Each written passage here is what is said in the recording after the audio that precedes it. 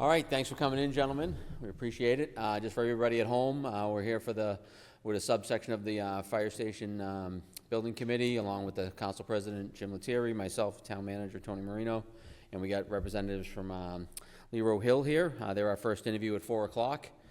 Just so everybody knows at home, the way these interviews are going to go is the company will kick off with a brief introduction, and then we've got some set questions we're going to ask. Everybody will ask one or two questions, and then we'll move forward with a little follow-up and give you guys a chance to wrap up. We anticipate it'll go, be between 45 and 55 minutes, and then we got appointments right after you. We're doing 4 companies today, and we got another one at 5, 6, and 7. So, all right.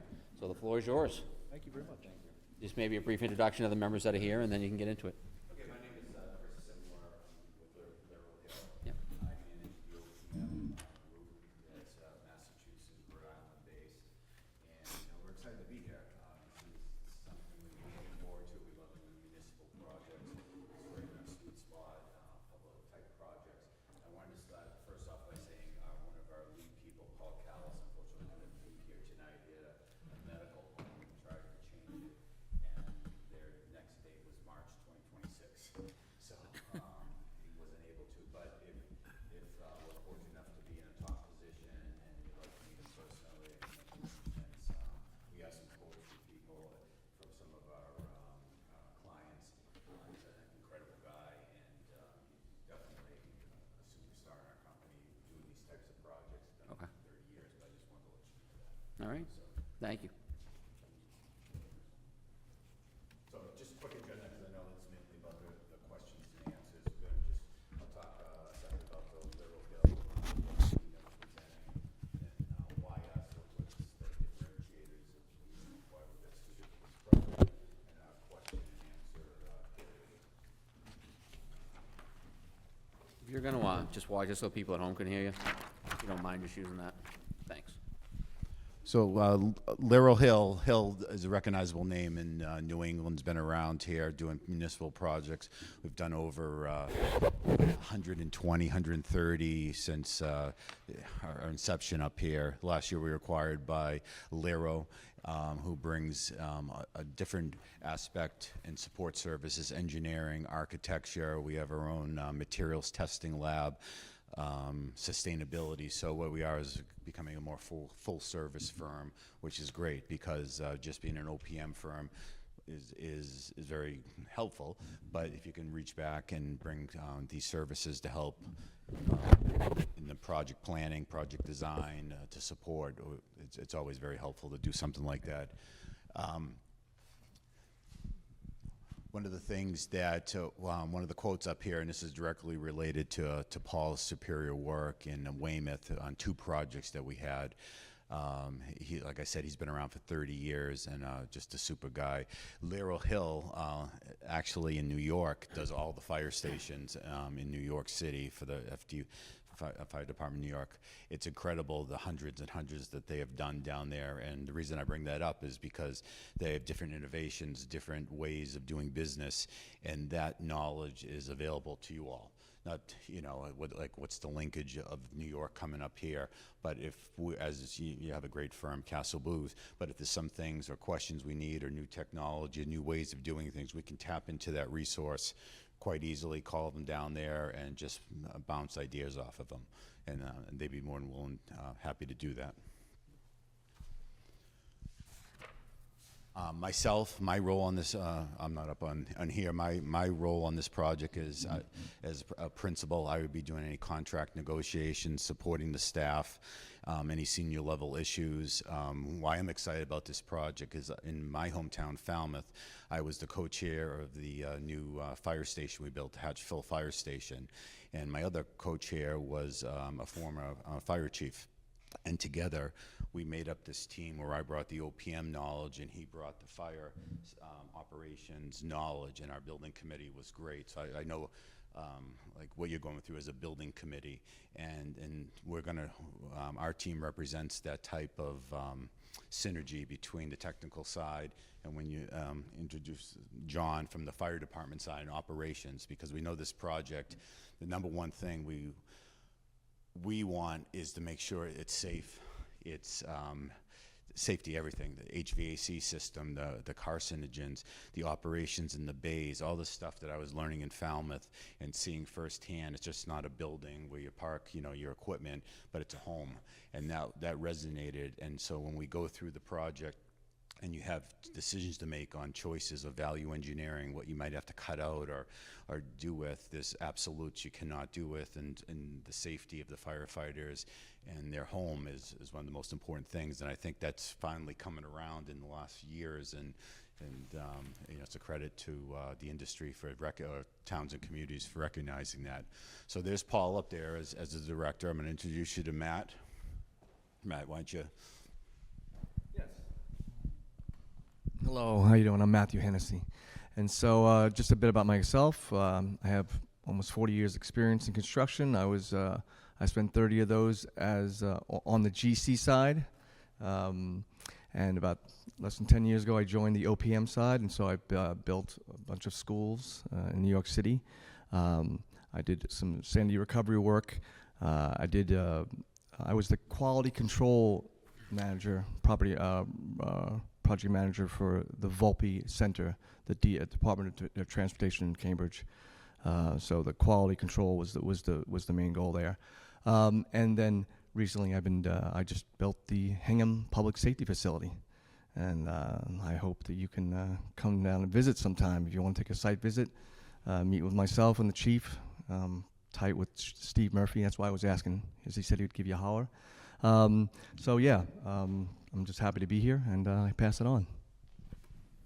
I just want to say, so Matt, what his role would be is our field representative site, but he would come in also during aspects of the design phase, especially when we're selecting contractors, procurement, also logistics planning. But he's your field guy, and as a former contractor, he does great with managing subs, managing the GCs, with the testing, those all what has to be done out there. I just wanted to go back to Paul. So Paul would be your main point of contact during this design phase, and would be coming to the meetings, attending them, and then as needed, we would support Paul, but Paul would be your day-to-day person. Now John. Good afternoon. Thank you for having us, folks. We appreciate the opportunity to speak to you and to the community as a whole.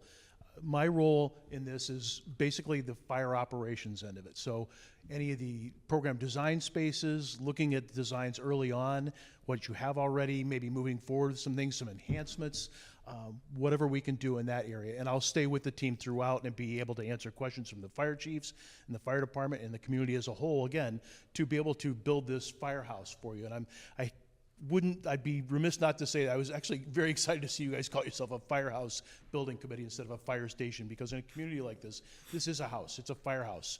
Your firefighters live in it 24/7, 365. So it's got to be safe for them, it's got to be a healthy place for them, it's got to offer them the comfort and the ability to do training and so many things in this. One of the things that I did during my career of almost 32 years, 27 in Manchester, Connecticut, was I was responsible for health and safety and wellness within our union local. So what we did is we had fortunately we had a very cooperative labor management group, and we worked with our chiefs, our town administrators, and we always kept on top of what was new, what was coming up. That time cancer was just becoming a kind of a notable thing in the fire service, and I can say that I'm one of the survivors of that, and I'm lucky to be here with that, and it just brings my knowledge and my attention to those kind of concerns out. So I'm very aware of contaminants and carcinogens and everything, all of the new devices, and that stuff's changing every day. There's all kinds of findings that come out, and then there's all kinds of ways to address those things, whether they're health concerns, whether they're apparatus concerns, whether it's equipment concerns, living concerns in the firehouse. We are able to adapt to that. So that's what I bring to Lero Hill, and I've been doing design with them for almost 7 years, working with the design staff. Well, thank you, and like I said, I think bringing this expertise. Now, you have Castle Booze is a great firm, and we're not trying to counter them at all. I found when I was on the building committee that the folks in the committee sometimes didn't understand the construction process or some of the things we were talking about. And one of the most important things that we bring as OPMs is it's our goal to get you what you need, what you want. We're your advocate, and to make it fully understand. So having someone like a John that can explain something and why it is. We found with my partner when we were the co-chairs, it was able to explain it, and then we were able to get with the chief and understand. So when we had trade-offs, if we were doing what we were saying in the bays, the heating of the floor, Yeah, the radiant heating. or whether we're going to do bifold doors and the pros and cons. I mean, we know them from a construction point of view, but then there's an operational point of view and the clearances and how things work. So putting those together, we were able to I think it's pretty good. We call it Hatchville Fire Station. Yep, yeah, So yeah, it's a found fire it. station. All right, next slide. And just to finish up here, then we'll go into some Q&A. But why Laurel Hill? Again, we have extensive experience in Chapter 149, 149A projects, all through municipalities. What I like to say is I know a building can be a building can be a building. Each one brings its uniquenesses, whether it's a library, a fire station, a police station, but it is all mechanical, electrical. And what our job is during this is all about budget, schedule, and scope. You have Castle Booze, who's an expert, and we're going to hire a contractor that's going to be the expert. What sometimes committees overlook, they want their OPM to be a fire station expert and have a list of 20 or 30 fire stations.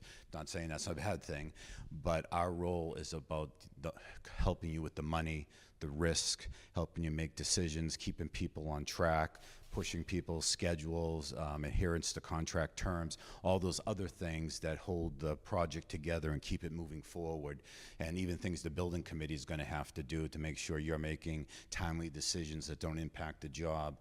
And so that's one of the things. We have the expertise to assist, but that's our heart. It's about the money. And in this environment now with potential tariffs, cost uncertainties, escalation, how we manage the contingencies, how we advise you on change orders, and how we control costs is going to be huge, and because that's what you want to deliver this project to your expectations without cutting stuff out, and that's one of our goals.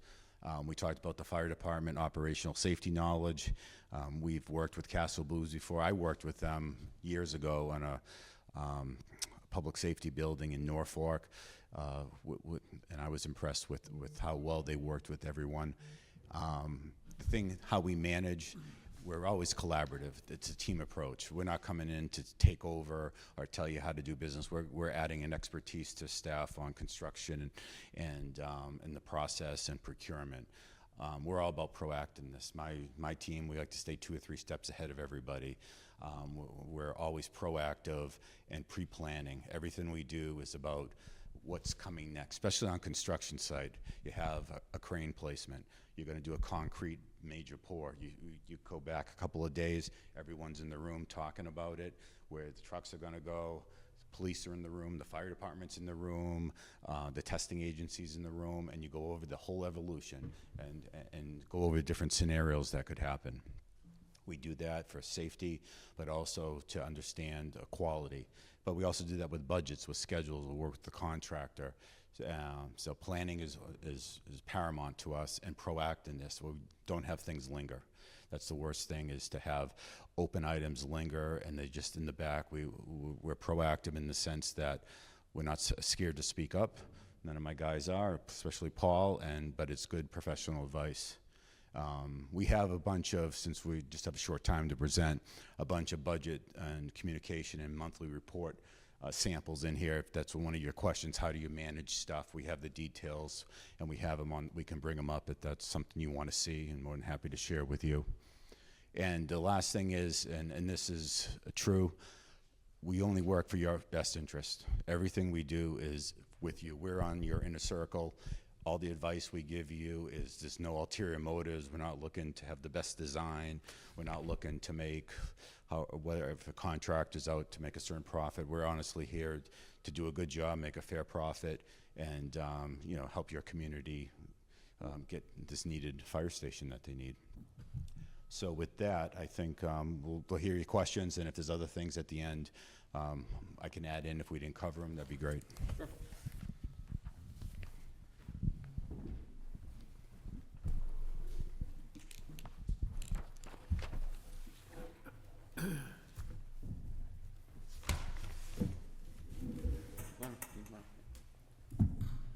Yeah, no worries.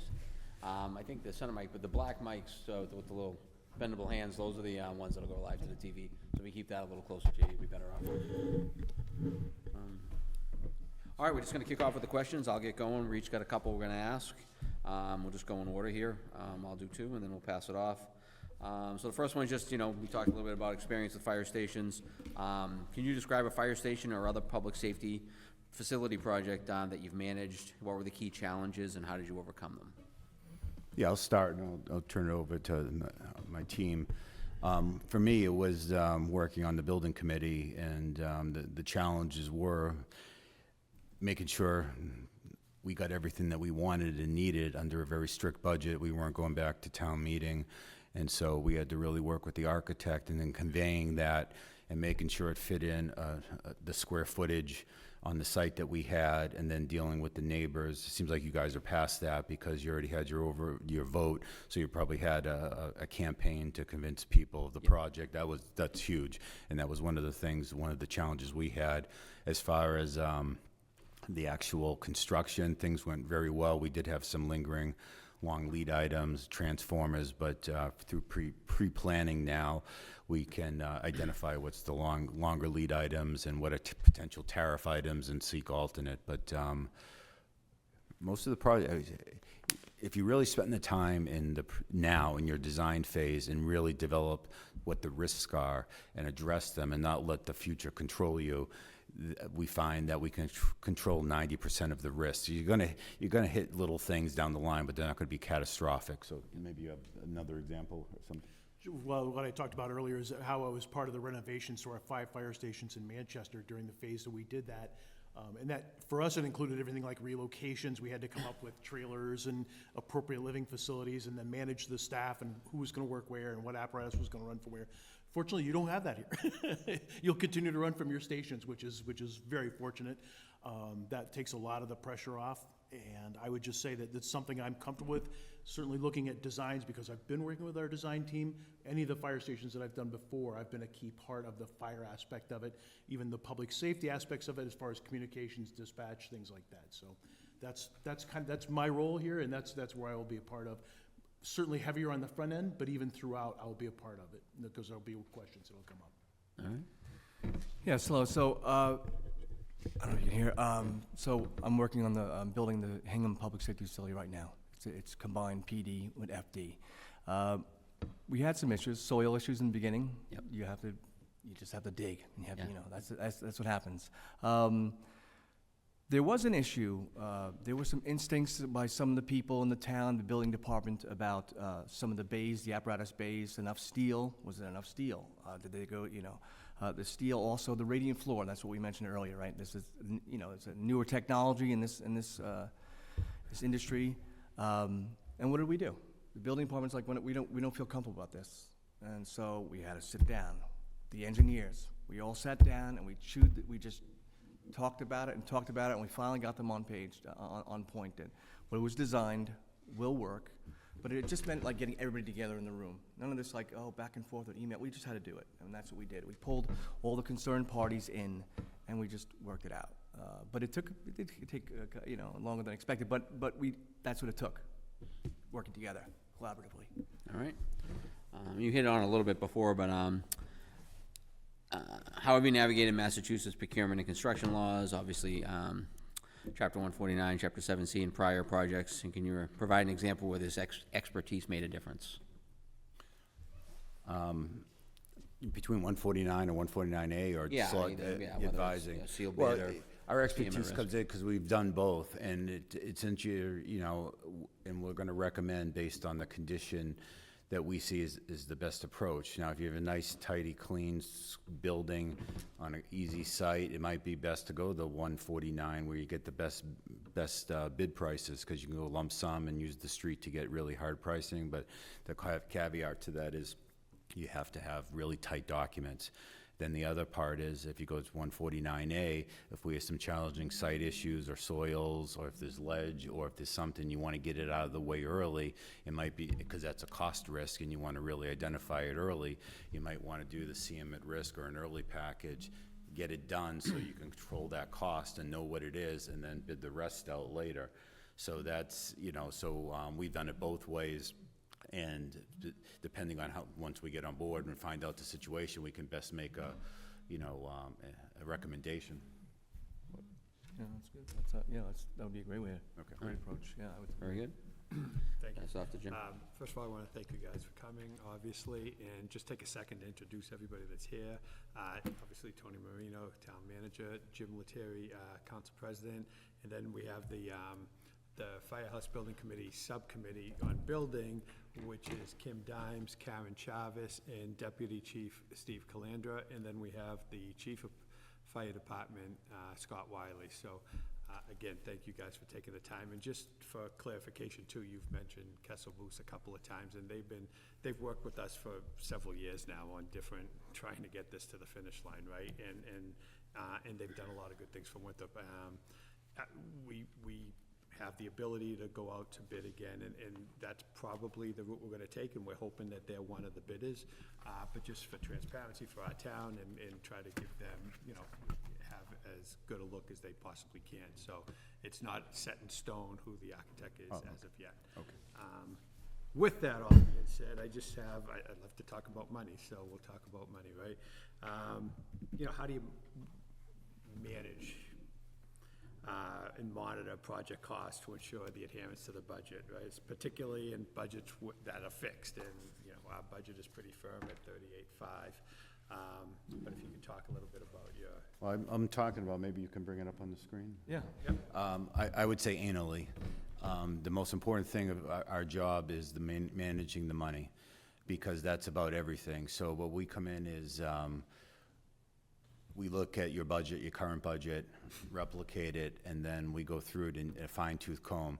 What we try to do when we create a budget is think of every possible cost that can happen, and assign, when we're building a budget, assign a potential cost to it. And this is mainly in the soft costs. You already have, what an architect would be, what construction, and then understand where the risks are in your project by tying in a risk register of all the scopes. Say if you have ledge, if you have different water tables, if you have uniquenesses, and that will affect the size of the contingency recommendation. And whether it's new or renovation, you guys are obviously new, and then try to build a robust enough budget that, you guys have 35 million, so what we would do is go backwards from there, and then try to understand, did you carry the FF&E, did you carry the IT, do you have attorney's fees in there, builder's risk, how did you handle all these items? And once that's established and aligned, and it ends up being 38.5, and you have enough owner contingency, we manage it in real time. Every time there's a contract bought out,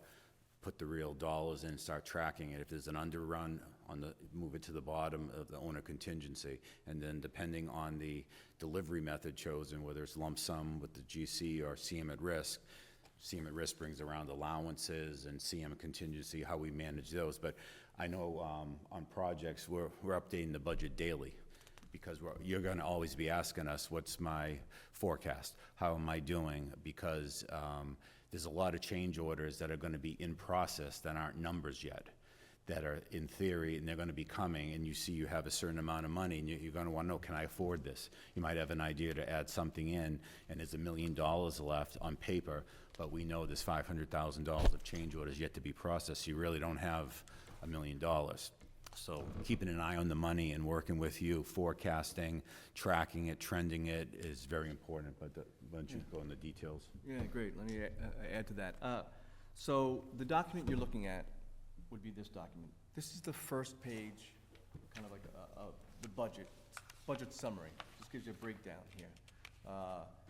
Underneath this on an Excel will be 10 other tabs. My change orders, my change proposals, my invoice logs, and this is all a part of this one doc. It's hard to show what we do here. This is a massive document. However, you guys have a lot to look at. This is too much to digest. So what we do with every monthly report I send out every building committee I attend, I create this. This is called the dashboard. And so what this generally means is that this is the basic tasks that are happening. This is what's going to happen next in the next month. We have the dates of milestones here. We have the costs of construction, architectural, contract administration, us. And then here's the change order window here. Very, very, very critical. So you can say, well, you just look at it. Oh, I know, I have this much left, and we have, to go, expenditures to date, rather. This is important for the town. This is the cash flow. So you know what to expect, so you can have your money aside to pay the contractor, because we know you pay, and you have to have access only to a certain amount of money. I guess you borrow the money to put it into an account to be accessible for that period. So this is important to you. So this is what we give, and although it might still seem a little bit abstract, it will become quite simple to maneuver, manage, and understand the project from your perspective with this stuff. And we can help you. I'm not sure how you're borrowing the money, but if you're making draws, we can do a prediction. Yeah, So right. you're borrowing in increments, and once the contractor comes on, have their cash flow, but we kind of know how it typically goes, and so help you predict that with your institution to help borrow correctly, so you're not taking all the money out. And Yep. So, in a way, we have a tight timeline, right? Because it's been 120 years since we built the firehouse, so we're kind of excited about it and anticipating it. What tools and strategies do you use to, develop and maintain project schedules? There's multiple tools, anything from a basic Excel with a bar chart all the way to P6 Microsoft projects. So in this phase of the project, we would help develop or confirm the master schedule. You have dates right now, so we'll use our knowledge and run out the typical procurement period, what we think the long lead items are, and show a schedule. And that'll be a high planning schedule.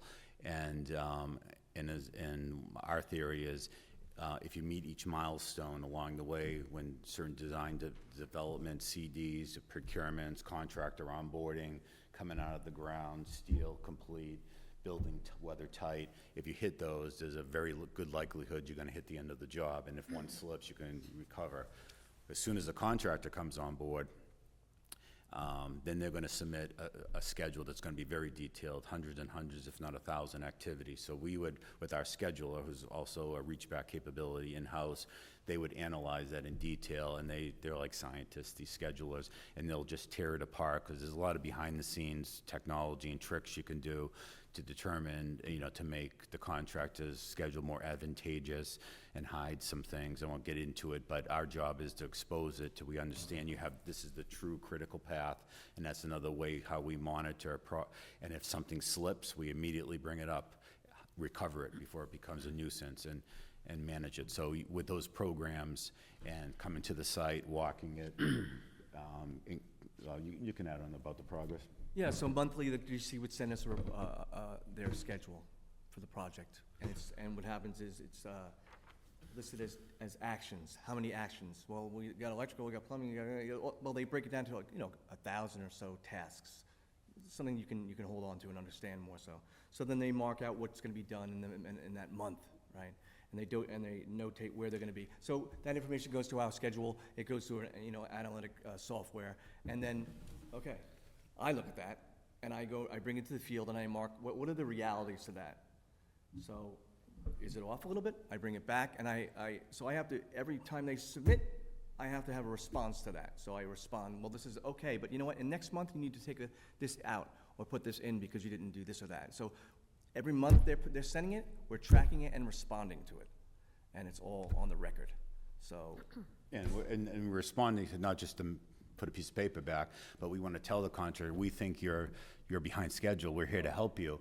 We think, I was on a job once, and he couldn't figure out what was happening, and we tore it apart, worked with him, and we found out, this was in a school, when they go classroom to classroom, he didn't have enough electricians on staff, and the electricians were holding up the flow of work, and we said, why don't you only have 3 electricians? You should have 6 or 7, we pulled them for another job, so then we were able to help them. So that's what we do. We use it not just to hold someone accountable, which is one of the purposes, but we also as a tool to help them help themselves, and because that's in the end game, we all want to be successful. Thank you. Kim? Thank you for being here to speak with us. As far as the architect, can you explain how you evaluate and provide feedback about the performance of an architect? And just describe a situation where you identified and addressed a design or a coordination issue? Yes, I think the biggest thing for architects is what you want is listening. Do they listen? Because some of them come in and want to do their own thing in their own vision, and others truly do want to listen, and the others are in the middle. So I would say, you know, that's how I evaluate. Did they listen to us? And then, since most architects don't have all in-house teams, how do they manage their subs, and how do they interact, and what subs do they have, and how long they've been with each other, and do they have a good rapport, and they can get them to manage. As far as design issues or discrepancies, I think as we reviewed, when we review documents, it's not in a way to point a finger, you made a mistake. It's like, hey, when we do peer reviews, we try to point out things to make their documents better. So we noticed this. Were you trying to say this, or was it your intention, or we think the owner wanted this?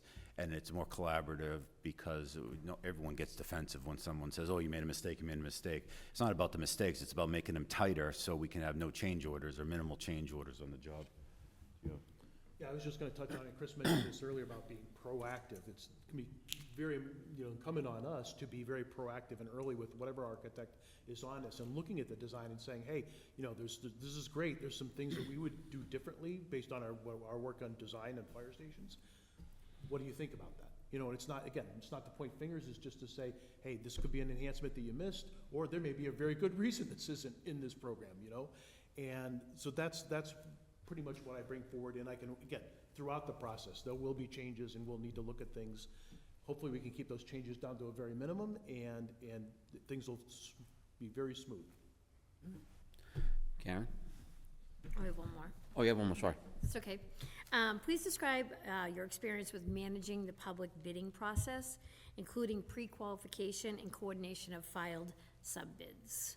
Yes, that's one of the things we pride ourselves on. Almost everyone in our OPM group has their MCPPO certification, and it's really important to understand it. I've had it for I think since it started in 2004. We have a bunch of people that from the very beginning and involved with it. And pre-qualification is paramount to understand, the teams that are out there. There's a better, when I was doing it, in the early days, there's a much better record keeping now, and much better feedback, and getting people to really evaluate the file sub-trades and the contractors and doing those it's work, but it's worth it, calling the references, getting people evaluate them, go look at their DCAM files. It's a task you got to do, because you don't want any surprises with somebody. And also what's happening like now, sometimes there's a gap in between when they filed and the update statement.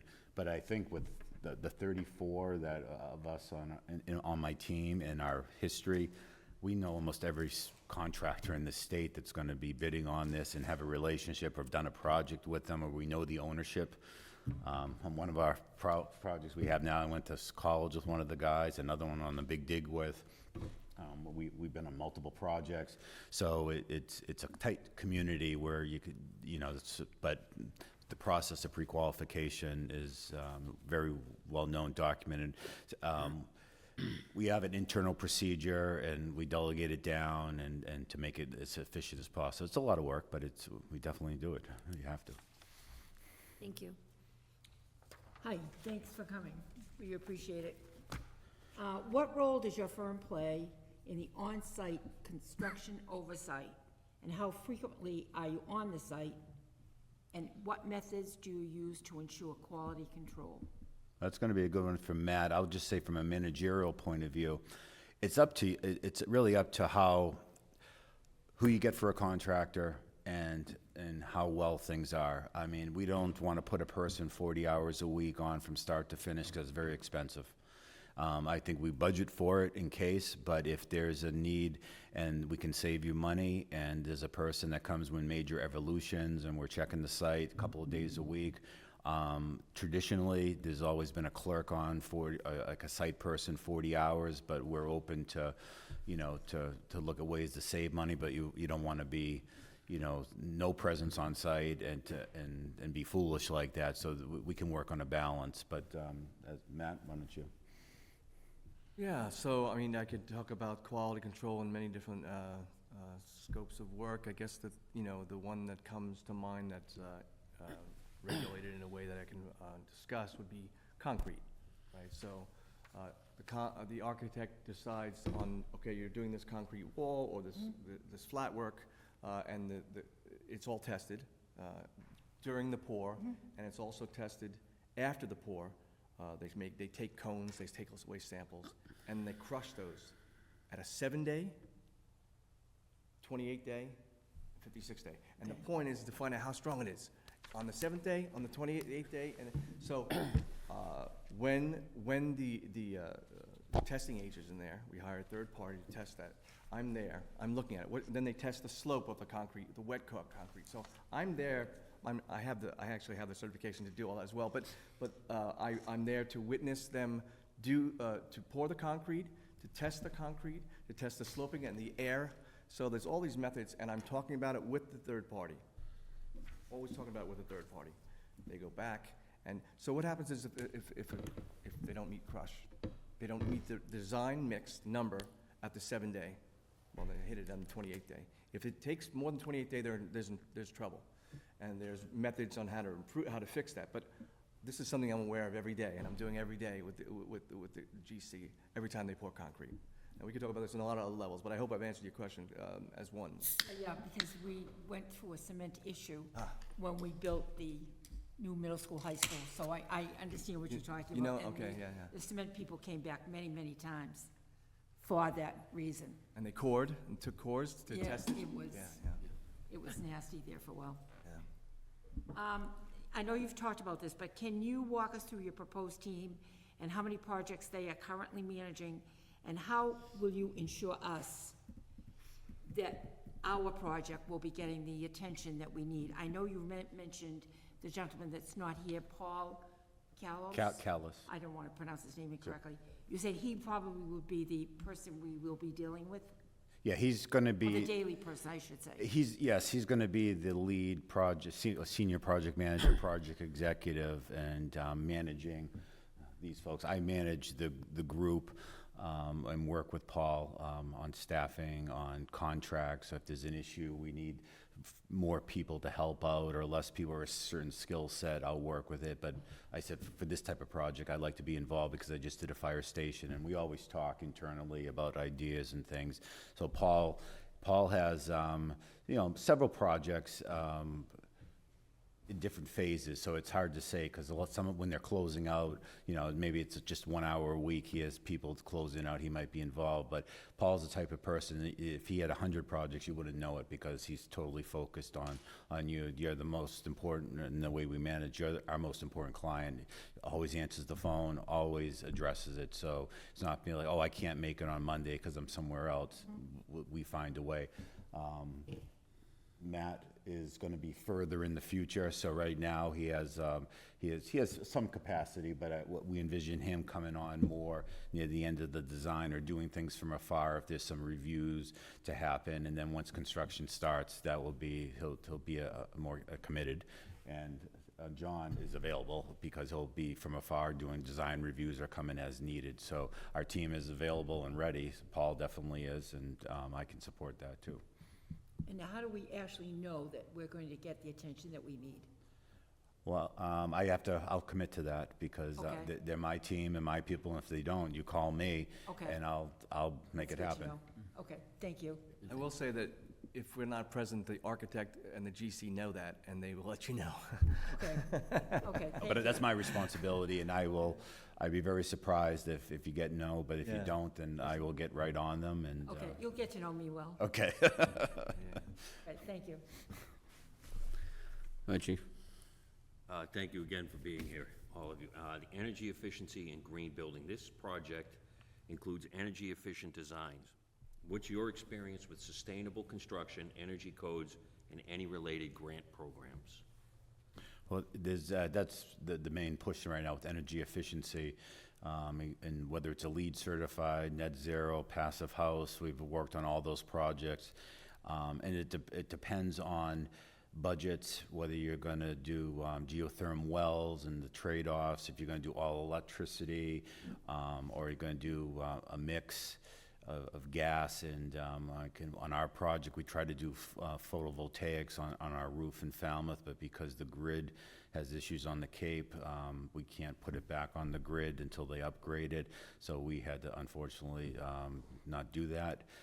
But it's set up for the future. So it all depends on what's available we have here. But we have the experts, I told you, there's reach back capability that can help out with the LEED certifications. We know how to manage the LEED checklist if you want the plaque and want to head that way. But more importantly, it's the operations and the ability of the staff you have too to manage these complicated systems and how they're maintained, and there's always a trade-off there. But very familiar with, I think we did a net zero building too, is on our portfolio, and LEED silver is like the standard. But everything everyone does now is about that. Do you guys have anything to add? Yeah, I mean, the Volpe Center was platinum LEED. I'm doing net zero right now. I will say that the process, this question really addresses the engineering, and that we stay on top of them.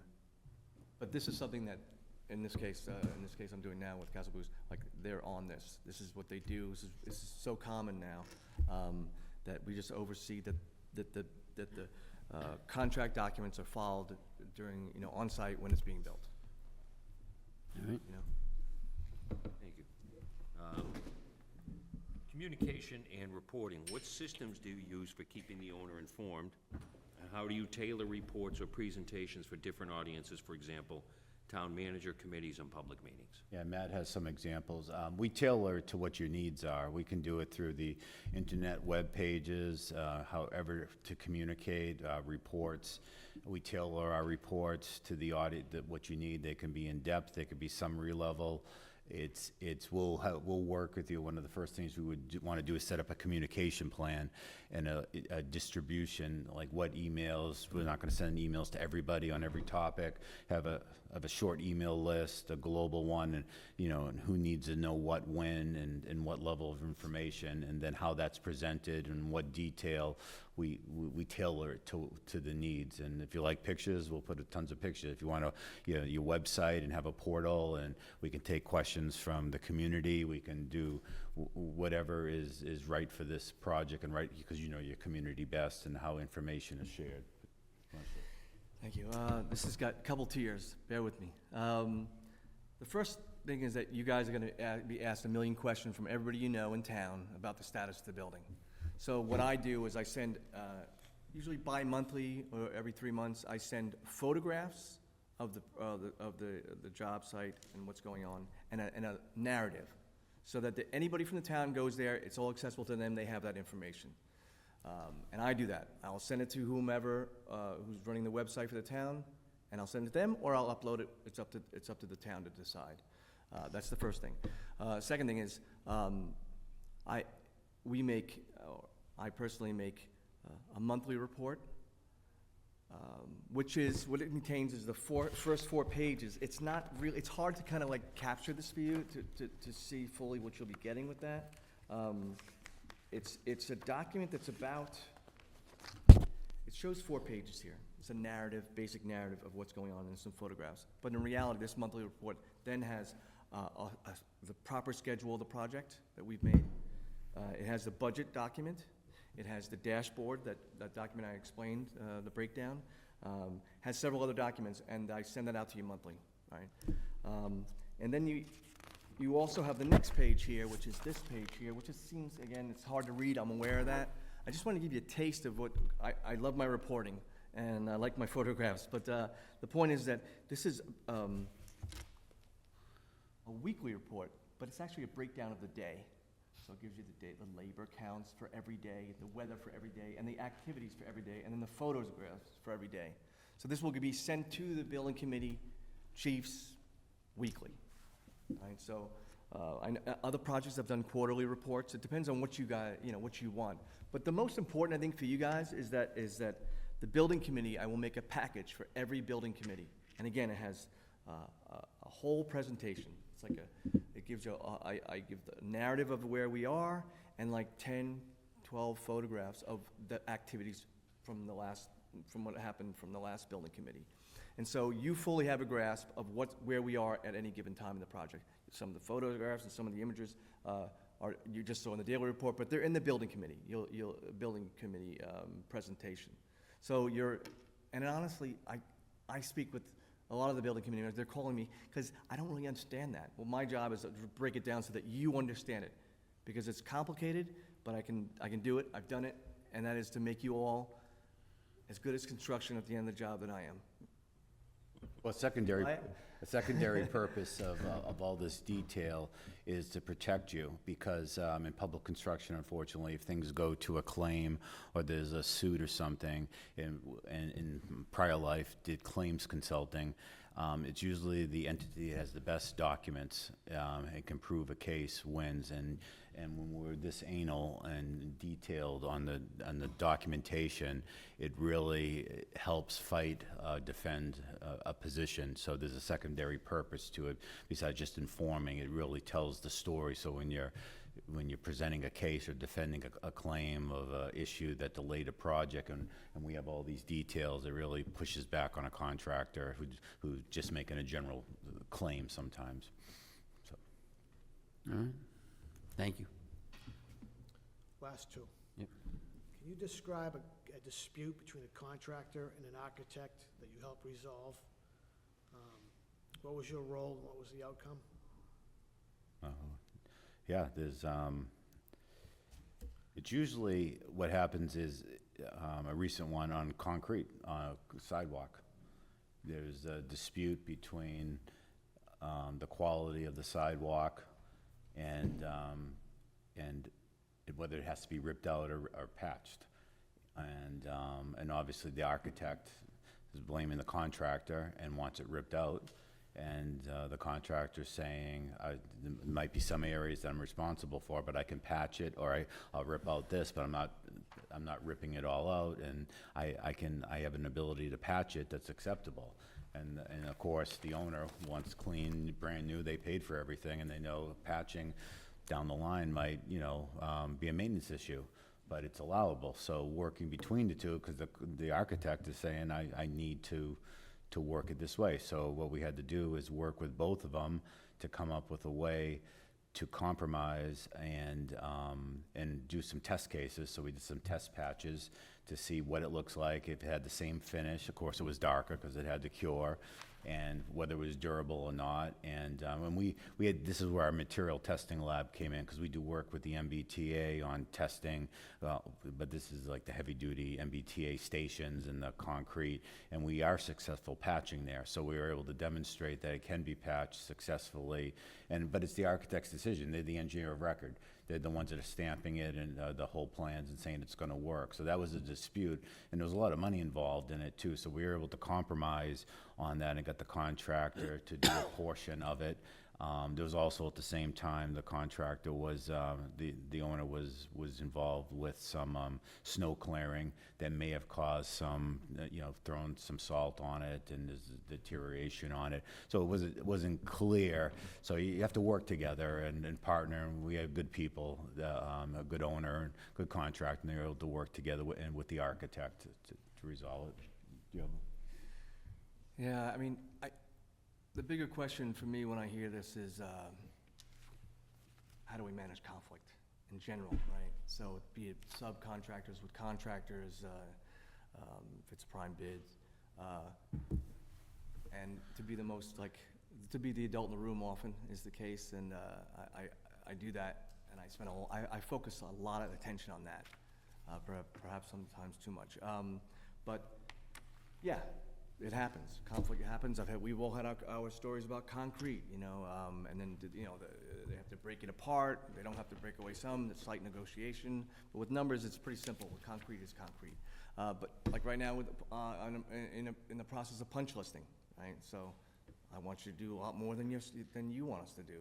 And so, it comes down to, again, cool heads will prevail, and I feel like a big part of my job is to keep everybody cool, negate conflict, and just sit down and talk. It's a big part of it.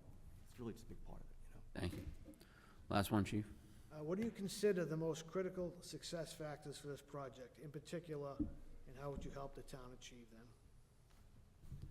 I would say is ensuring, the most critical success is ensuring that you get the vision that you want. And to get there was to make sure that we understand your vision and making sure all parties coming forward, from the architect and going forward to the contractor, understand that vision and what you expect.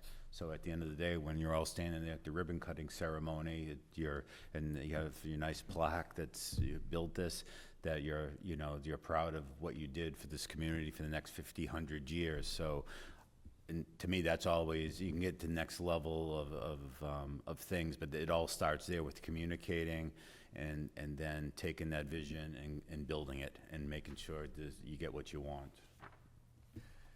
Yeah, a couple tiers as well. The most important thing are the contract documents, the drawings and the specifications. And we have a great team that reviews them and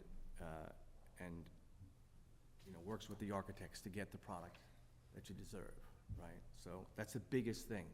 It's not really discussed, it's not really, but that's where it all begins, the contract documents. The thing that I would add to this is that we haven't had much questions or direction to this gentleman here, because we've reviewed Castle Boose's thing, and it looks great. There's a lot of things, but we just noticed some things that this gentleman, I think, should add, would best answer that question.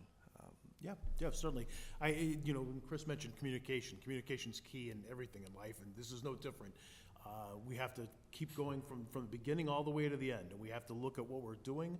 We have to know our plans, we have to know the design, and we have to be ready, and we are, as a team, ready to work with the architect and your engineers going forward to be able to pull out what's all appropriate and right, and the things that are maybe missing, the things that we would question.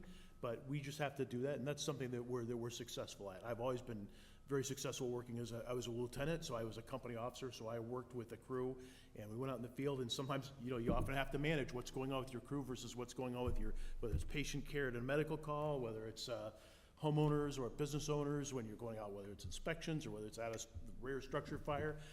There's always that to do, and that's something I've always prided myself on being in, and I think Matt mentioned cool heads, cooler heads, open lines of communication, and, being the adult in the room, sort of, keeping those things in control and working with everybody. Just to be specific to the question, Okay. just simply that we noted some things, and we don't know where you are with your design. We only have what was given on the website, and John just pointed out some great things that we thought that you could hear, just to let you know what we're thinking about, the level what we're thinking about it, and to the need of the firemen and the chiefs. So that's why I bring it up. I don't know if you remember, like, you can go through it at all, or? Yeah, I mean, and again, I'm not here to pick apart their No, design. not Certainly at all. looking, and I didn't take it that way, looking at it, No. just there's things I Enhancements. noticed because of design side that I've been on and working in a firehouse all the years that I did, everything from some missing pieces with wellness and fitness and health and safety, and even things just even coming out of the firehouse. There's going to definitely be a need for traffic control of some sort, particularly coming down this way.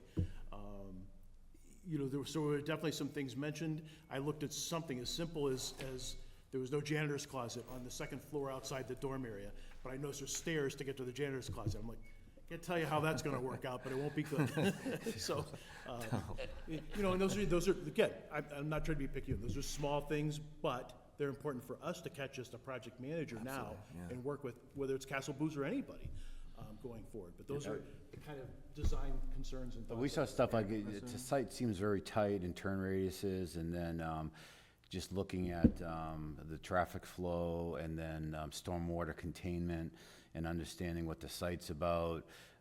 Those are things as we would immediately look at, and then how was that related to a budget? And then just be honest, do we think this is enough? Was it, I know you guys carried a nice contingency or over it, but believe it or not, almost every owner does that, and it's 9 out of 10 times it's still not enough. So we'd like to nip that in the bud right away, like the school that's coming down that's on top of it. What was the cost of that? Has a survey been done for asbestos? Because if there's asbestos in there and it hasn't been abated, that's additional cost. And then, like I mentioned before, ledge, what's underground will affect utilities and blasting and stormwater detention and antenna. I didn't, how are you doing? And it's a real, all these things in my head would be going, these are the million questions we would ask. And then if someone says, oh, we didn't account for that, we didn't count right away, boom, my mind goes off and says money, money, money. Let's get it in the list. And so, or we would do a check estimate right away on what is available just to get a sense of a finger in the air. Is that a reasonable number? And we had the ability to do that too. And because again, the money is going to be the most important thing. And then making sure that Castle Blues stays to that budget number. And as soon as they see something that it isn't, raise their hand and we come together to help mitigate it.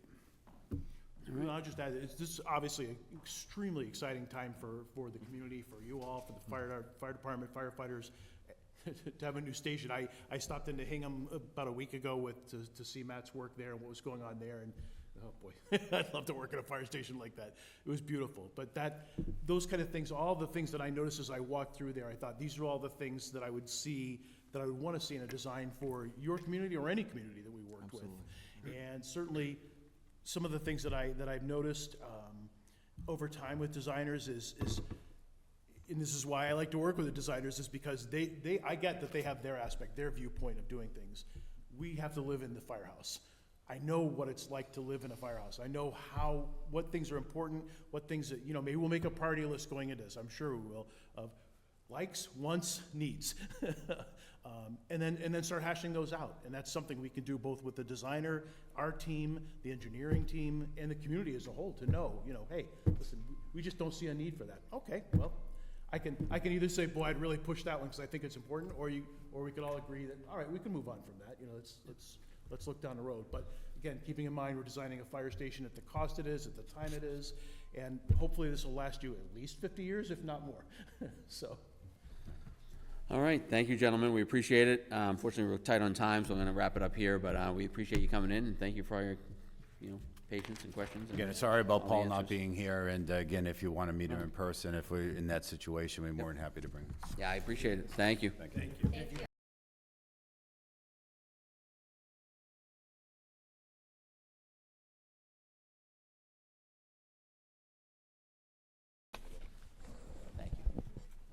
Thanks for coming in, gentlemen.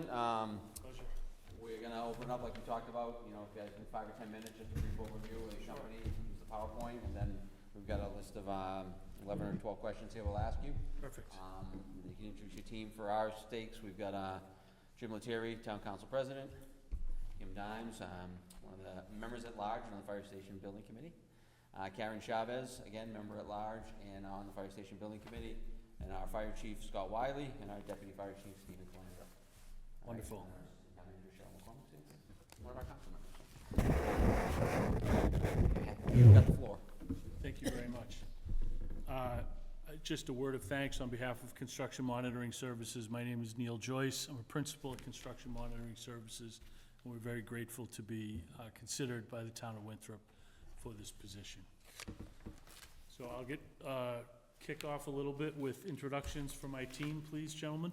Yes, good afternoon. My name is Steve Lucaro, and I am project manager and an on-site representative. I've been with the company for 3 years now. And Roger Hoyt, basically most of the time the field representative, prior history as an architect, I decided to go out in the field. All right. And my colleague Scott Lubker sends his regrets. He's actually on vacation, but otherwise would of course be here this evening. Construction Monitoring Services, we like to think of ourselves as a full-service organization in a small company shell. We are and have provided owner's project management experience exclusively across the Commonwealth for over 25 years. We were in this business, our founding partner, Paul Griffin, started this business before OPM positions were a requirement of state contracts, so we've been at this for quite a while, and Paul acts as a senior advisor, still with our firm after nearly 30 years in the business. We do offer comprehensive project management services from pre-construction planning all the way through on-site representation. We do everything in-house with our own employees. We don't outsource any of our operations, which I think makes us somewhat unique. And we have an extensive experience by this management team as well as across our company doing public safety projects across the Commonwealth. We have successfully utilized both CM at risk and design bid build delivery methods should that become a consideration factor for the town. In terms of our overall program and timeline, we understand or would expect reasonably that you will have the team in place by midsummer. It wasn't completely clear in the RFQ if you have already completed a designer selection process or whether you intend to stay with the firm that did your feasibility study. Not that it matters, we would just want to know that and get that process. I'll let you know now, yeah, we happy with KBA up till now, but we are gonna put it out to bid. We hope KBA bids, but we are gonna put the design out to bid. Okay, so obviously that process, very similar to the process you're undergoing with Yes. us now, and that would take out a couple of months, but we would hope by midsummer, we've got a design team in place. Yep. And then we would anticipate anywhere between 9 months to a year of design time thereafter. Bidding and solicitation for a job of this size, we would anticipate a full pre-qualification for general contractors as well as trade contractors would be required. We'd start that somewhere 8 to 12 weeks before anticipated bidding schedule, longer if needed.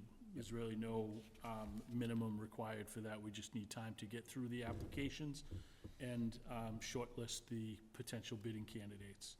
And then anywhere between a 14 to 16-month construction schedule for the new station would be anticipated. If the expectation is that the demolition of the school as well as the construction of the station would be under a single contract, obviously that will take a little bit longer than the 14 to 16 months. I think it does provide a unique opportunity for the town to take advantage of perhaps demolishing the school early while the design is being done under a separate contract. It would give you a tremendous insight into the site, the underlying conditions, and anything that may exist, and be much easier coming out of the ground with the new contract. Just a little bit about our project approach and how we manage work. We pledge to be the most collaborative and interactive member of your project team. We view ourselves as the glue that holds the project team together, often acting as an intermediary between the contractor and the architect. We bring 75-plus projects worth of lessons learned to every client that we work for.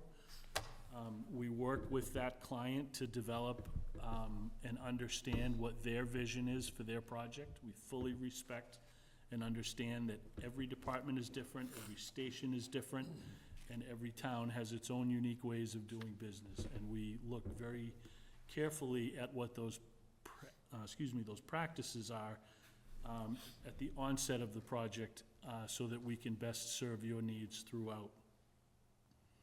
We will work with the architect and yourselves to develop a shared vision for what a successful project looks like, and then begin a collaborative planning process with the town as well as with the architect, and develop a set of plans and specifications that clearly communicate what the needs of the project are, as well as what the expectations are from the contractor once they're on board.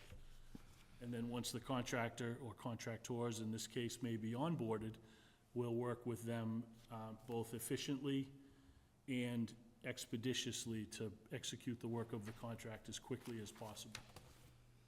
All within that envelope, we fully understand that we only wear one hat, and that's to manage and protect your interests as the project moves forward.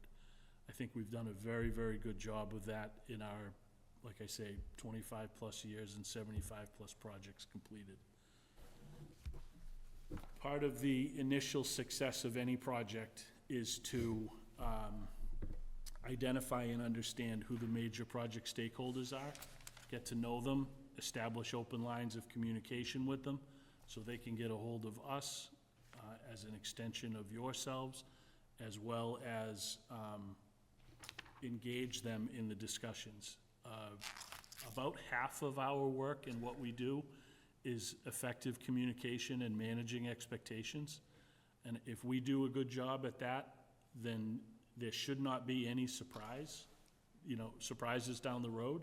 There always are, things always pop up, but we do our best to stay ahead of those and really see it as an opportunity to educate the community and our clients as the process moves forward. And then we don't think this is a once and done. Rather, we're very comfortable in terms of monitoring and reviewing the stakeholder interest, as well as gaining their feedback as the project moves forward. There was something that struck me on your website in terms of your vision statement for how you run your department, and it rung true because it's very similar to our own. And that is we want to maintain an open and cooperative relationship, making sure we're always accessible, as well as hopefully you are accessible as well, and serve the members of the community in doing so. So I think our vision and our goals aligned quite well. I'll turn the presentation over to Steve, and he can walk you through some of our project communications. All right, very good. One of the many services that CMS does offer is on-site representation.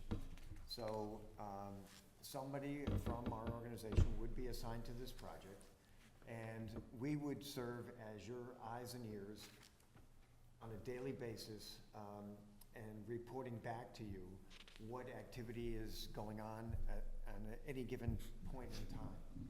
So to use myself as an example, I arrive on the job site by 7 a.m. every day that there is construction activity, and I oversee and monitor all the activity on the site. So I record who is on site from each subcontractor, how long are they there on any given day, what work are they performing, and making sure that they're doing that work first and foremost in a safe manner, using all safety equipment that's appropriate for the activity that they're doing, and also that they're following the plans and specs to ultimately deliver the quality product that you're hoping to get. So in order to do that, it's imperative that the on-site representative become intimately familiar with the plans and specs, so that we are fully aware of the scope of the project, and we can make sure that the scope doesn't start to stretch and creep into other areas, impacting the timeline of the project and the cost of the project. So we make an effort by overseeing the construction work that it is focused and concentrated on the project that you're hoping to receive at the end of the day. Now, we use a bit of software to do our daily reporting, and this software helps us to organize and present the information that is inputted on a daily basis. So, as I mentioned, I record everyone who comes on the site, if they are subcontractors or if they are visitors or deliveries and so forth. And if those deliveries involve products and materials needed for the job, or whatever the case may be, and making sure those materials are matching the products that are in the submittals, that there are no substitutions being made, and that they arrive in good condition and undamaged, so that there's no issues, and also where they're stored on the site. So if further inspection is needed, or if there's some doubt weeks later whether or not that material was received, we have a record of it and know where it is. The daily report also includes a lot of photographs. I am a firm believer in using photographs to verify what work is being done and completed, and it serves as, visual evidence of the progress of the project. And these daily reports serve a number of purposes. Obviously, they give you an ongoing record of the progress per the time schedule, but it also is helpful to assess when it comes time to make payments to the contractor. You can better gauge, for example, the electrician, he might claim he's 70% done. When you look at the daily reports, it looks more like 40%, and you can, challenge those payment requests and so forth. And at the end of the day, you have a daily record with photographic evidence of all the activity that has taken place on this job from start to finish. And we make that available to you, as I said, on a daily basis. If it's too much information, or if you want it less frequently, we can make that arrangement. But it will be available at least on a daily basis if you so desire. And I could add, also, by keeping track of who's on site and how many, it gives you a chance to, when you verify that the payrolls are accurate for the number of people that were on site and their hours. Also, if there's any change order work, sometimes it's lump sum, but you want to make sure that the amount is reasonable. And then there's times when a change order be time and materials. And then you watch closely to make sure they're working on what they say they're working on, that it's the additional work and not contract work that they already are getting paid for. Part of the job when you're being on site every day and have gone through, been part of the design process, is that you understand what your needs are, what your important things are, and I kind of call it defend the space to make sure there aren't any intrusions by changes, or, oh, we need to put a pipe and build a chase around it. Well, make sure that that doesn't impact furnishings that you're going to be putting there or how you intend to use this space. So it's not just watching what they're doing, but it's also making sure that you're working to preserve what the owner's intent is with using the building. So, sort of winding it back a little bit, when we're going through the design phase with the architects, as well as with the department, part of the major work that we do is sort of balancing wants and needs. We want to make sure that we're getting the department all of the essential requirements, as well as many of the desirable features as we possibly can. At the end of the day, our perfect goal, a perfect project, is to maximize both within the established project parameters of schedule, cost, and quality. Keeping projects on track, another very important function that we provide. Some of the lessons learned that we've developed and successful work strategies we've developed in managing projects is breaking a project down into manageable tasks. My father used to tell me when I was a kid, the best way to eat an elephant is one bite at a time. I learned that during school, and it served me well in my life. So breaking everything down into manageable items that you can identify and track realistically is a great way day to day to make sure that you're maintaining schedule. Project check-ins, we get 3-week look-ahead schedules from the contractor and monthly updates of their CPM from their software company. So we're checking weekly to make sure that they're doing what they said they were gonna do, that they're running on time, as well as monthly overall on the project. We utilize a very small and efficient team in bringing our projects forward and managing our projects. And I think that leads to quick decision-making. You'll have a principal of our company at every project meeting and every job meeting. We always say the buck stops with us. and that's where the rubber meets the road. Every meeting, there'll be one of us on site who can make a decision. We will not have to go back to the office and ask somebody, you know, for their opinion or what they think. We're all capable and able to manage a project, you know, on the spot, day to day. Another really simple tool we found, put the schedule on the wall inside the OPM trailer.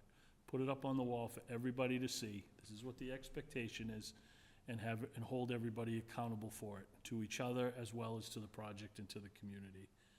And then the last thing is just to be timely. Don't let problems fester. Solve them immediately and move on so that everybody can target the end date, which is, you know, the most important, the most critical thing that we'll do throughout the project, is correctly forecast when we'll be wrapped up. I'm gonna, in the interest of time, I know you guys have a lot of questions, I know we're running a little bit late, so I'm gonna skip the next two slides. I'll be surprised if we don't touch on them in your questions and answers. That's all right. So, I will come back to them. Yep. Very quickly, I thought it would be interesting to touch on some of our similar project experience. We did the Lexington Fire Station with that community a couple of years ago. We started just prior to the onset of COVID-19 and finished up just about 16 months later. We were about 8 weeks beyond the initial forecast completion. The project involved an enabling project for a temporary fire station. May not be the case here. The demolition of the existing station, reconstruction of the new station on the existing parcel. It was an incredibly tight site, had public ways on two sides, commercial abutters on the other two sides, literally zero clearance on all 4 lot lines. So it literally was working in a postage stamp in the middle of the historic district of downtown Lexington. It was really, really tough. On top of that, the soil conditions were absolutely horrible on the site. So we had to do an extensive program of ground remediation and ground improvements in order to make the soils and the foundations system acceptable. When we knocked the building down, underneath the building, we found a pocket of asbestos-contaminated soil. Had to haul all that off-site. That was a completely unforeseen condition. Nobody knew it was there. It had been an old ash landfill or whatnot. And at the end of the day, a state-of-the-art facility, all electric, LEED Gold certified, a very, very successful project in an extremely tight envelope for a building. Some of our other more recent projects, top left photograph is Greenfield Fire Station. Again, another postage stamp lot. An ideal lot size for that project was about 2 acres, and we got everything that they needed on 1. So it was a very, very compact site. Hyannis Fire Station, top right, was a very successful project, also a Castle Booze design. Not dissimilar to what your rendering shows, so I felt that would be an appropriate instance for you to have a look at and see how you liked it. That was another phased project. Actually built the station on the existing parcel in phases while the existing station remained active at the other end of the site. So that had its own unique challenges. Rowley Fire Station, bottom left. And then middle right was Dudley Fire Station. Dudley was interesting in that it was a completely occupied addition renovation. And then the project on the bottom was a small Castle Booze addition that we did in Sudbury to Station 2. That was also an occupied addition renovation project. So we've done extensive projects across the state, again, that fit all project goals and budgets. So at the end of the day, it's about measuring a project and how successful it can be. So how we define success from our perspective is to, did we meet the quality objectives that were outlined by the owner at the onset? Did we require scope objectives? Did we check all the boxes for what you need and what you want? Were we on time and were we on or under budget? And then more importantly, does the project meet your goals and your expectations? And how does it serve you going forward? So I'll conclude, our opinion, our perspective is that we act as an executive extension to the community. We have a proven track record of successful projects, successful leadership approach, collaborative work efforts. We are totally solutions-focused and service-driven. We understand we are here to serve you and your community and your department as we move through this important project. And it's a process that's driven by the commitment and passion that we bring to work every day with us as part of our toolbox. So we would love to be further considered. Hope this was informational and informative, and look forward to further discussion and answering any other questions you may have. Well, the good news is you answered 3 or 4 of them already, so I'm going to skip my first one because you already talked about Lexington and the project, so we're good there. Can you talk to me about, experience with obviously procurement laws versus, sealed bids with filed sub bids versus CM at risk, and your expertise in both of those, and how that's played out in other projects? So we're closely getting to, I think now, 7 CMR projects. Okay. And the balance of our projects have been design bid build. We are intimately familiar with the rules and restrictions from the 2004 Construction Reform Acts and how those modified public bidding laws and requirements. Interestingly enough, I mentioned earlier, our founding partner, Paul Griffin, served on the committee on Beacon Hill that actually worked and advised the government on how best to modify the laws from 2004. So we've had a long and storied process with public bidding and public requirements for construction, and we're very comfortable with our capabilities to address them here. All right. I'm gonna pass it off to the council president. Thanks, and thank you guys for coming. Sure, thank you. Talk a little bit about budget and how you monitor the project costs to just stick to the budget, right? We have a firm budget at 38.5. Obviously there's contingencies in there, we understand that. Maybe you could talk a little bit about some of the challenges you met in Lexington and how you worked with that to work within their budget. Yep. And then just a side note on that, if you just talk a little bit more about the timeline. Again, Lexington seemed 16 months, I don't know what your original timeline was. You said 8 weeks 14. beyond, but that was pretty good. But if you could just talk about how you keep up with the project timeline, and also about the budget and maintaining the budget progress, and how you deal with the challenges. So establishing a project budget really starts on day one. We are always excited and grateful when we see an owner has established a budget for a project overall, which was clearly identified in the RFQ, helps sets the expectation for us as well as for the architect on what those overall project needs are. In terms of monitoring that budget, we will provide you with a project budget that's broken down into really 5 major categories. There's going to be OPM fees, there's going to be designer and architect fees, there'll most likely be a commissioning effort, there'll be like miscellaneous project expenses, construction testing, and other owner services provided, as well as FF&E and contingencies. And we'll break the entire project down into those respective buckets from our perspective as a check, both for your number and for the designer's number, as we set their construction budget and move forward with the design effort. That budget is then monitored as the design documents continue. There are normally periodic estimates that are completed either by the architect or by the OPM, or both in tandem throughout the process of design. Access checks and balances for the design that they're remaining to stay within budget, so there are no surprises on bid day. Hopefully on bid day, we'll be talking about savings and how we can best utilize bids that come in under or at budget. And then measuring contingency. I had mentioned earlier a real unique opportunity for you to put that demolition package out to bid early. I would say easily 30 to 40% of your risk is going to be what's buried in that building and under that building, and getting it out ahead of time and knowing what that risk is is a huge advantage for you to take advantage of. We've already had conversations about that. Just so you know, our plan is late summer, early fall to be demoing that building. Terrific. Yeah. Again, sooner we can get it out, the better. Yep. You do a full investigation, you'll have unlimited access to the building and to the site for borings and whatnot to really expose any unforeseens in the foundation work and get out of the ground.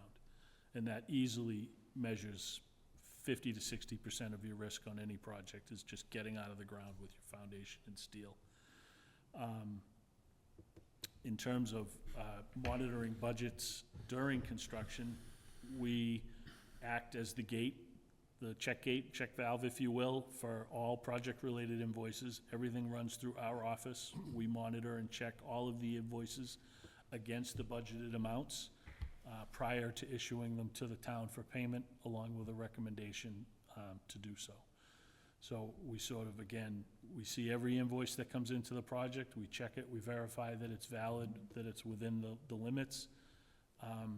We treat change orders exactly the same way that we were spending our own money. We don't like to spend money unnecessarily. We won't recommend you to do so if we don't feel it's appropriate.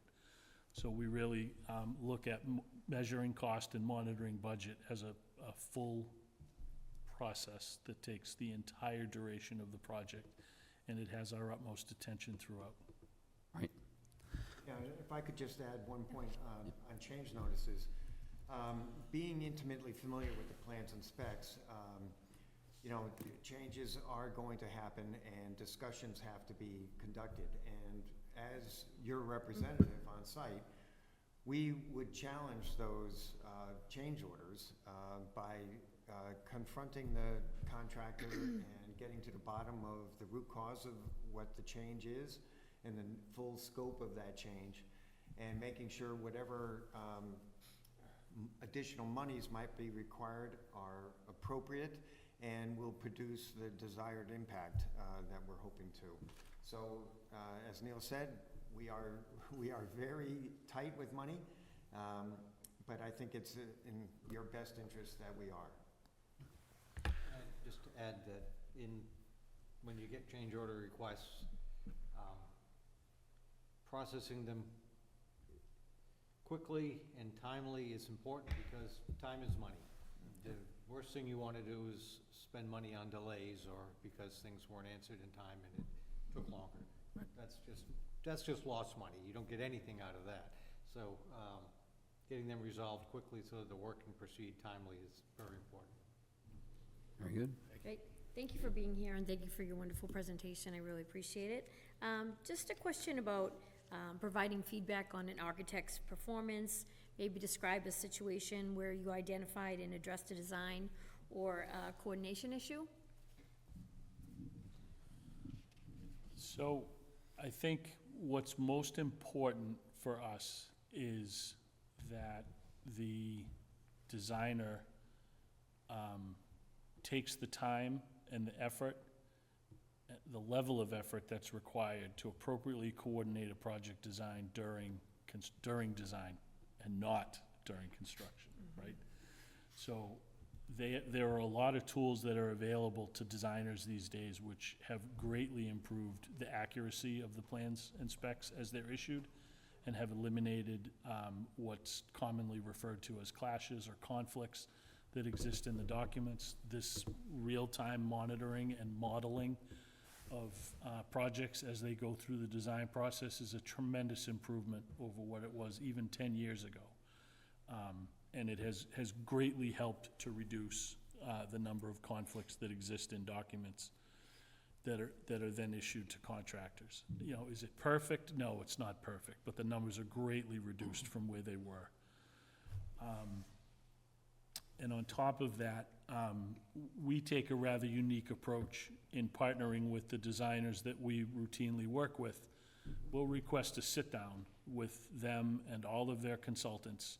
Normally, we do it at sort of the 60% CDs, and then again, like at 90% CDs. And we literally do what we call the page turn, and we just go drawing by drawing, and you would be surprised at how many times we can find and root out problems that exist on documents just by asking questions about this page doesn't quite match what we're expecting on this page. How do we reconcile that difference? So we do it as a two-phased approach. It's very human, it's very interactive. There's not a lot of magic to it. It's like sweat equity in your own house, but it really resonates, I think, with the architects, and it works. It provides an advantage to our clients that I'm not sure that is provided by our competitors. All right. Karen, you want to jump in on number 8? Sure. Can you tell us who the project team will be for the town of Winthrop?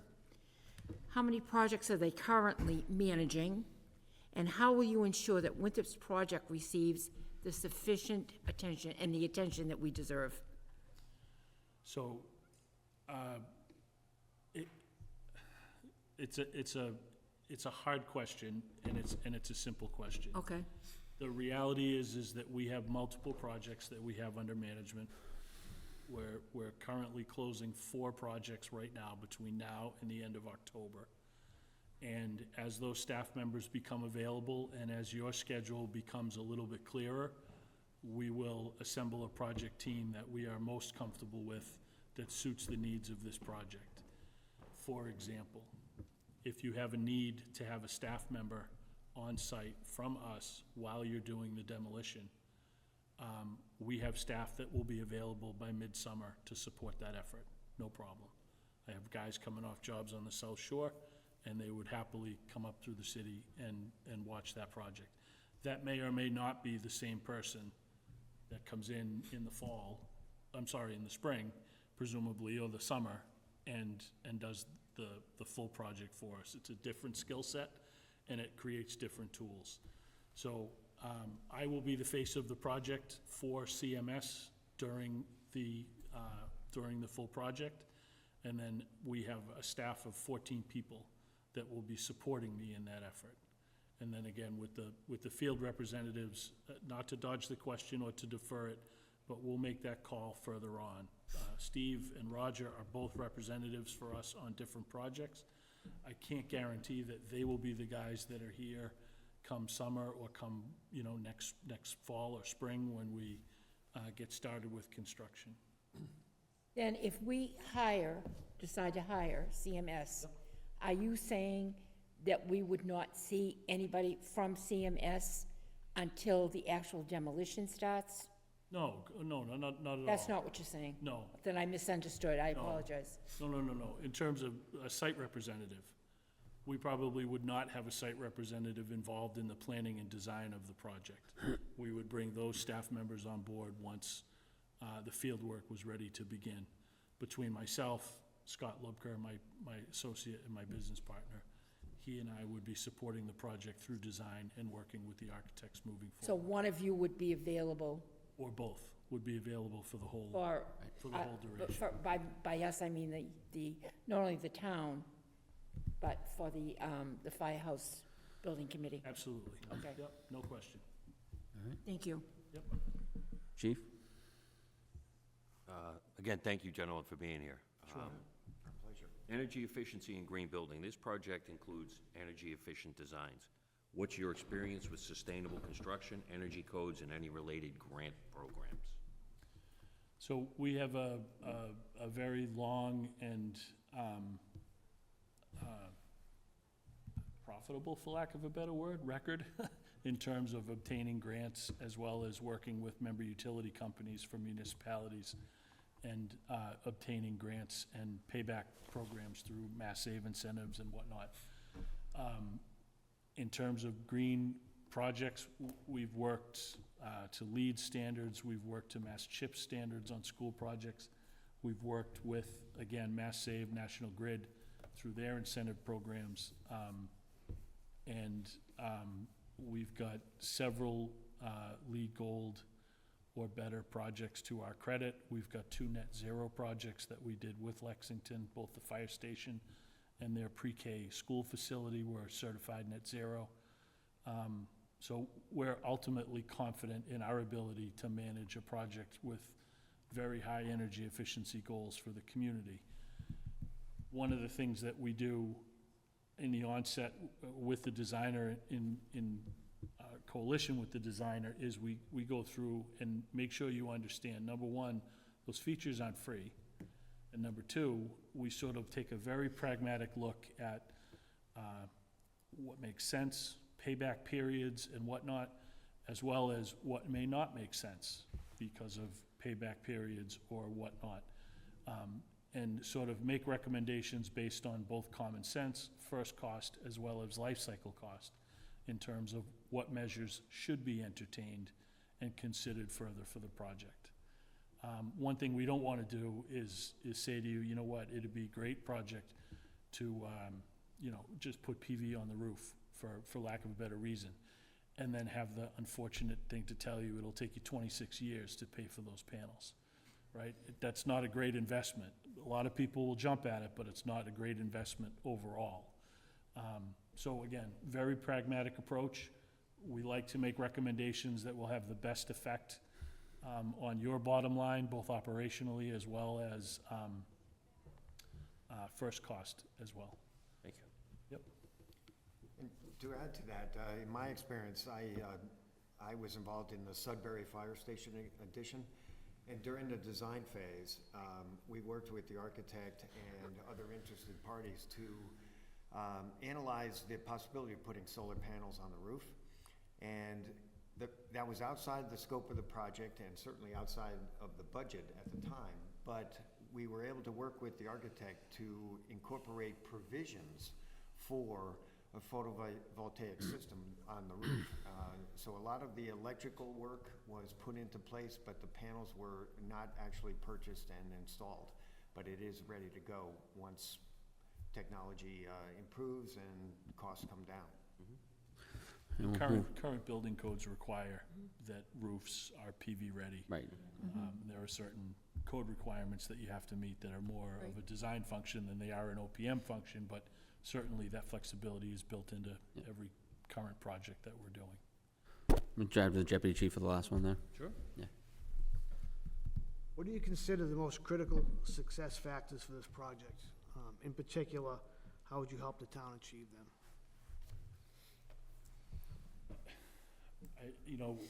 Again, it's kind of boilerplate. We look at every project in terms of cost, schedule, and quality. And I think the balance between those three is what we're trying to achieve as a critical balance.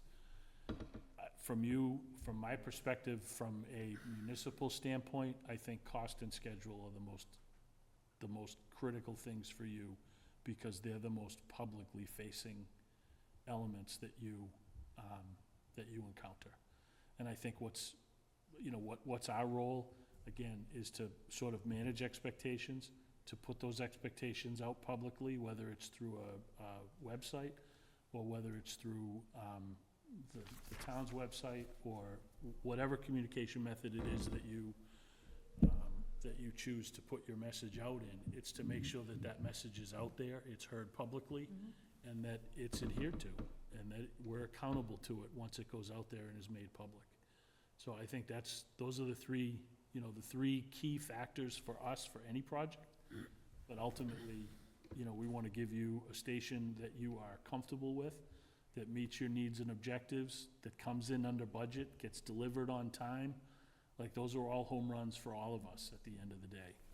And that's really how we approach every project that we manage. And I think on your project where you're moving to a new facility, you don't, probably not in your best interest to let schedule dictate the quality.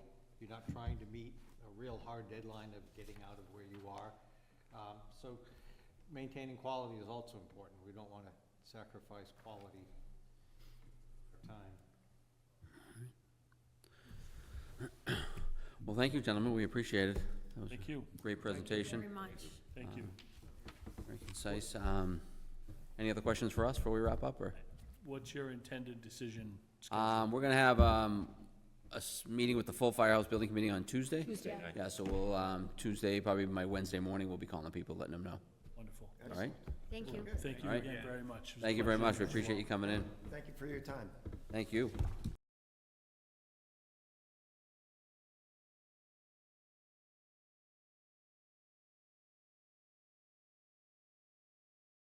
All right, welcome PMA. I want to thank you guys for coming. My name's Jim Lettieri. I'm the council president. Tony Marino is the town manager. He'll be back shortly.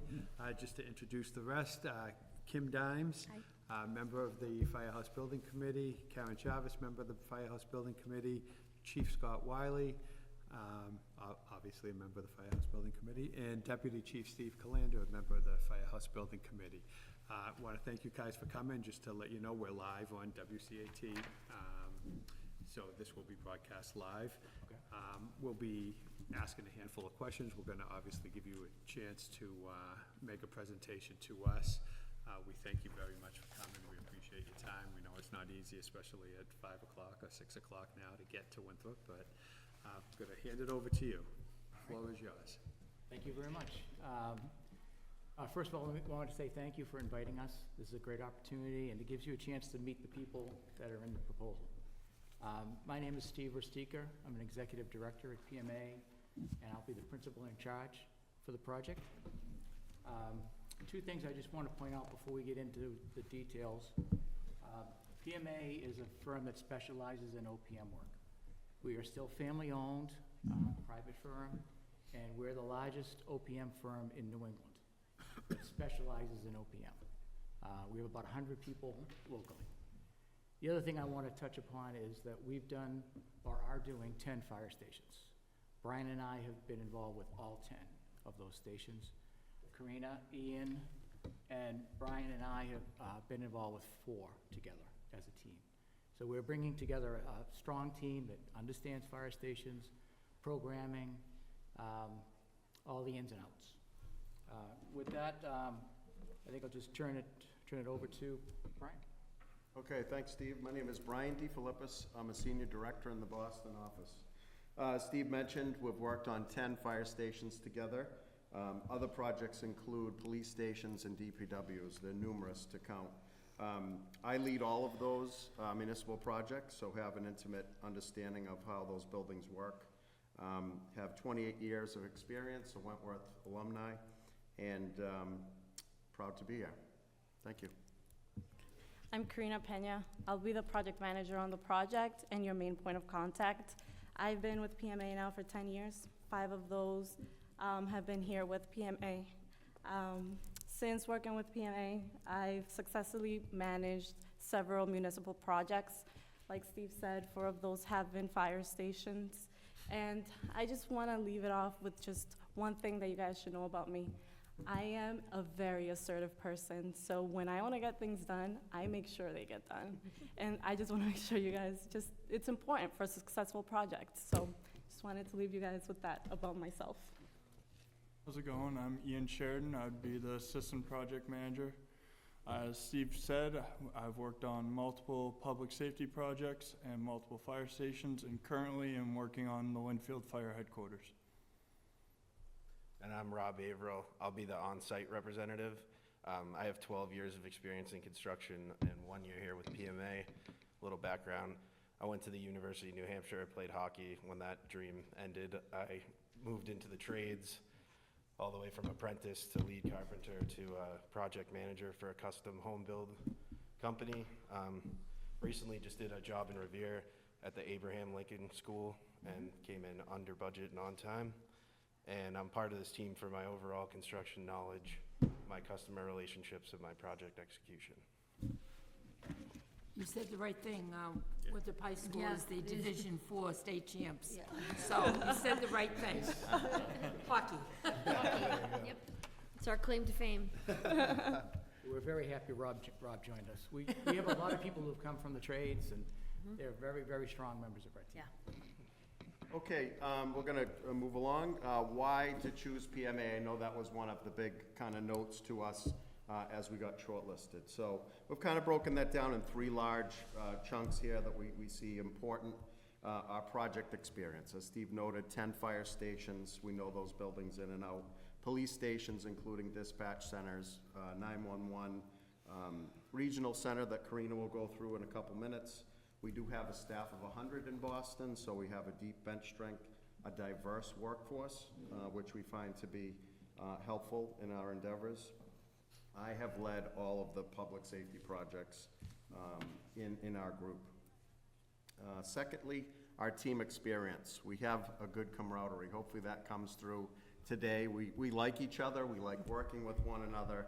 Work, can be a challenge sometimes, but it's good to have the team camaraderie that we have. We do have a team-based approach. If I'm not around, Karina will take the slack and vice versa with all our team members.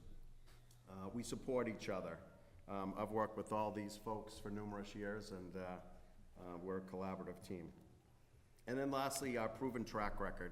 I think if you called any one of our references, hopefully you did already, they would have told you that we've delivered projects with significant challenges, and we've been able to encounter solutions for them and bring those to success.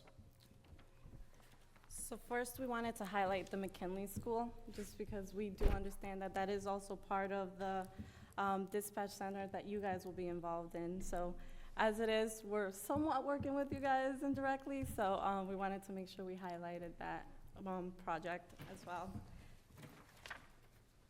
As I stated earlier, currently I am working on the Winthrop Public Safety, which is involved with a fire headquarters and then a renovation of the town hall, police headquarters, and converting the existing fire headquarters to a substation. This is roughly a 25,000 square foot new fire headquarters, and the addition for the fire substation is roughly 10,000 square feet. One of the main things we want to tie into is just geotechnical studies prior to, just because one of the issues we've run into on Linfield is a lot of unforeseens in the ground. So similar to that project, for this project, we would just want to make sure that we know all the unknowns prior so we can implicate them into our budget and into our schedule. And lastly, we work very closely with the chiefs and the town representatives or city representatives. I work very closely, almost on a daily basis, with Chief Davis, the Linfield Fire Chief. I'll pass it back to Karina. Thank you, Ian. Next, we want to highlight Bedford Fire Station.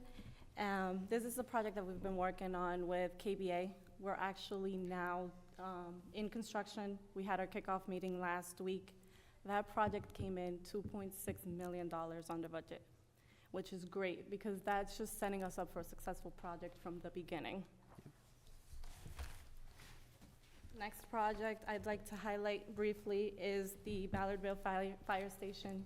Again, this is a project that's in a very tight space, the same that we would be dealing with here in Winthrop. And again, this is a project that was also extremely successful, considering it was during COVID. There was a lot of things going on during COVID that would have made any project unsuccessful, but we were able to successfully bring this to the finish line, won a CMAA award. It was a good project, ultimately. And we've touched on a few of these different bullet points that are on this slide, but I do want to just highlight a couple, which is the outreach. If you guys need to do any outreach, we're here every step of the way. Not sure whether Spanish is a second language that's spoken highly here in Winthrop, but I speak Spanish, so I can easily just speak with the public about this project and make sure that they're all very well aware of what's going on every step of the way. The next thing is, we've said it a few times, we have very deep expertise in fire stations. From programming to design and construction, we're gonna hold your hand every step of the way. We wanna make sure that this project is successful. And lastly, I'm not sure if you guys can see, but this is Chief Hart. And we ended up building a very great relationship. We built the Acton Fire Station, and it was great because till this day we still talk to him. We went to his retirement, and actually he's actually reached out to us so that he can actually work for PMA, which shows how great it is to work for this company. Like, we all just genuinely get along and make sure to have a great relationship. So some site challenges for the proposed site. First thing we look to do is to set up a CM plan with the general contractor. We're always mindful of the impact of noise, dust control, deliveries, parking. So we'll work directly with the Winthrop Police Department. As far as coordination, we always like to work with the town as well to notify any abutting neighbors of anything that's going on that could affect their daily routine. And we also acknowledge that there's the hockey rink, the baseball field, and a lot of families will be in that area during construction.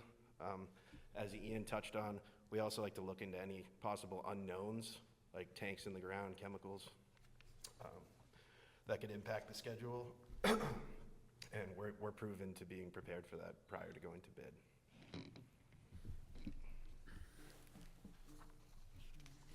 Okay, to close it up, hopefully we're tracking on time.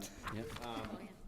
Repeat clients, we are very proud of this slide. If you look, sometimes it isn't easy to get repeat clients in the public sector. These 7 are just a sampling of the projects that collectively we've worked on throughout Eastern Massachusetts. Again, please reach out to our references if you haven't already. Acton, Arlington, Andover, North Andover, Revere, to name a couple. The bolded projects are fire station projects, so you can reach out to those folks and see how we did there and see how we completed their projects on time and on budget. Thank you for your time. We look forward to your questions. We understand there's some questions now.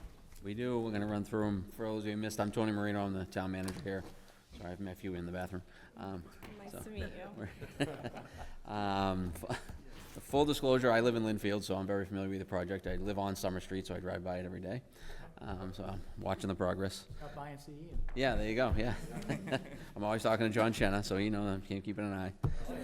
Ian's there every day. Yeah, exactly. I was aware. So can you just, you hit on a few fire stations there, so I'm not going to get into too much with experience because you clearly have that. Talk a little bit about procurement, Massachusetts public construction knowledge, doing a sealed bid versus, CM at risk, those kind of things, how was that experience and how has your experience played into different projects and, what's your experience with both? Sure. CM at risk, design, bid, build, different animals, of course. If you talk to the Linfield folks, they went CM at risk. Different kind of ways to do it. CM at risk, theoretically, you could get an early bid package and start sooner. Yep. You have a GMP, a guaranteed maximum price. And then they go ahead and buy out the project. So it's kind of more a collaborative process with the designer. They're brought on much earlier. We do have to go through Mass General Law and get the OIG approval for that. So we'd have to submit a letter, then an application, and then we'd get that approved and then go on to a 2-part system of getting a CM at risk firm on board. Design, bid, build is we hire the architect. We believe KBA did some studies. We don't know. We actually have an RFP kind of ready to go if you guys are ready. Yeah, we happy with what KBA did till now, but we are going to put the design out to bid. Okay, so we're ready to help you with that. Right. And then, we would get the designer on board, then we would work through programming, we would work through the full design, and then we would get it ready for bid and ultimately bid it with the, lowest responsible bid. Yep. And then execute the construction. Okay, very good. And we're all MCPPO trained in procurement, so we're, I don't know what the setup is in Winthrop here, but if you have a procurement department, we normally. We have procurement department, and I'm also MCPPO certified, so yeah. Okay, so we're usually arm in arm, we're extension of your staff, so we're, happy to just kind of sit in the seat beside you and go through everything to give you support. Very good. All right, pass it off to Council President. Thanks again for being here. Talk a little bit about money, right? It's, that's the most visible thing, money and project timeline, right? So that's what people are gonna see, and that's what people are gonna be asking about all the time. How do you go about managing the project costs, especially in these challenging times, a lot of stuff going on? What's your process of keeping us on a budget? We're on a pretty strict budget here, and then you can talk a little bit about the project timeline. I can take this. So first off, we're constantly tracking materials. We make sure that we're tracking the lead times on materials to make sure that we're staying on time. And then when it comes to budget, we do have a Power BI spreadsheet where that's where we track all of your budget from the beginning, even including our budget as the OPMs. Then once the designer is on, we include their budget on there. Every time there's an invoice, we're tracking that. We're trying to make sure that as invoices are coming in, there's no risk of us going over that budget. And then construction starts, same thing. We're tracking to make sure that every single invoice, line item by line item, this spreadsheet is usually super long. We actually do have a monthly report that actually shows you an example of one of those Power BI reports that tracks, I don't know if you can see it, but it tracks where we're going. If there's any risk, we're gonna see it way in advance, months in advance, because we're already seeing where we're tracking. Anything else you wanted to add? Yeah, I mean, as part of the weekly meetings with the general contractor, we always go through cost, schedule, RFIs, submittals, long lead items, especially in this climate of tariffs and long lead items. So we try to keep a pulse with the general contractor, or see them at risk, what the selection may be, on a weekly basis, and then update you live with the Power BI, so that's kind of as we go, and then in a monthly report that gives all the concise data there. Yep. We can share one with you if you'd like. Yep. And then when it comes to timeline, we have the 3-week look ahead that the contractor needs to give us. We also have a timeline from the beginning of the project that has the milestones, that we're tracking those milestones. And lastly, we're on top of them constantly, whenever anything's going on, and that's what Rob will be here for. We want to make sure that we're riding them, to make sure that they're getting done what they're supposed to be doing, and that they're following that schedule that they gave us. Because if they're not following that schedule, then there's a risk for us to not complete this project on time. But in addition to that, we do have internal schedulers that PMA does scheduling for. So months in advance, we're seeing if there's a risk that's coming later on the project. On the Bedford project, similar size maybe to Winthrop, similar budget a little bit. Can you just talk a little bit about the timeline there and how long that process took? So we started that one in 2022. 2023. 23 started design. Yes. And we went straight through design.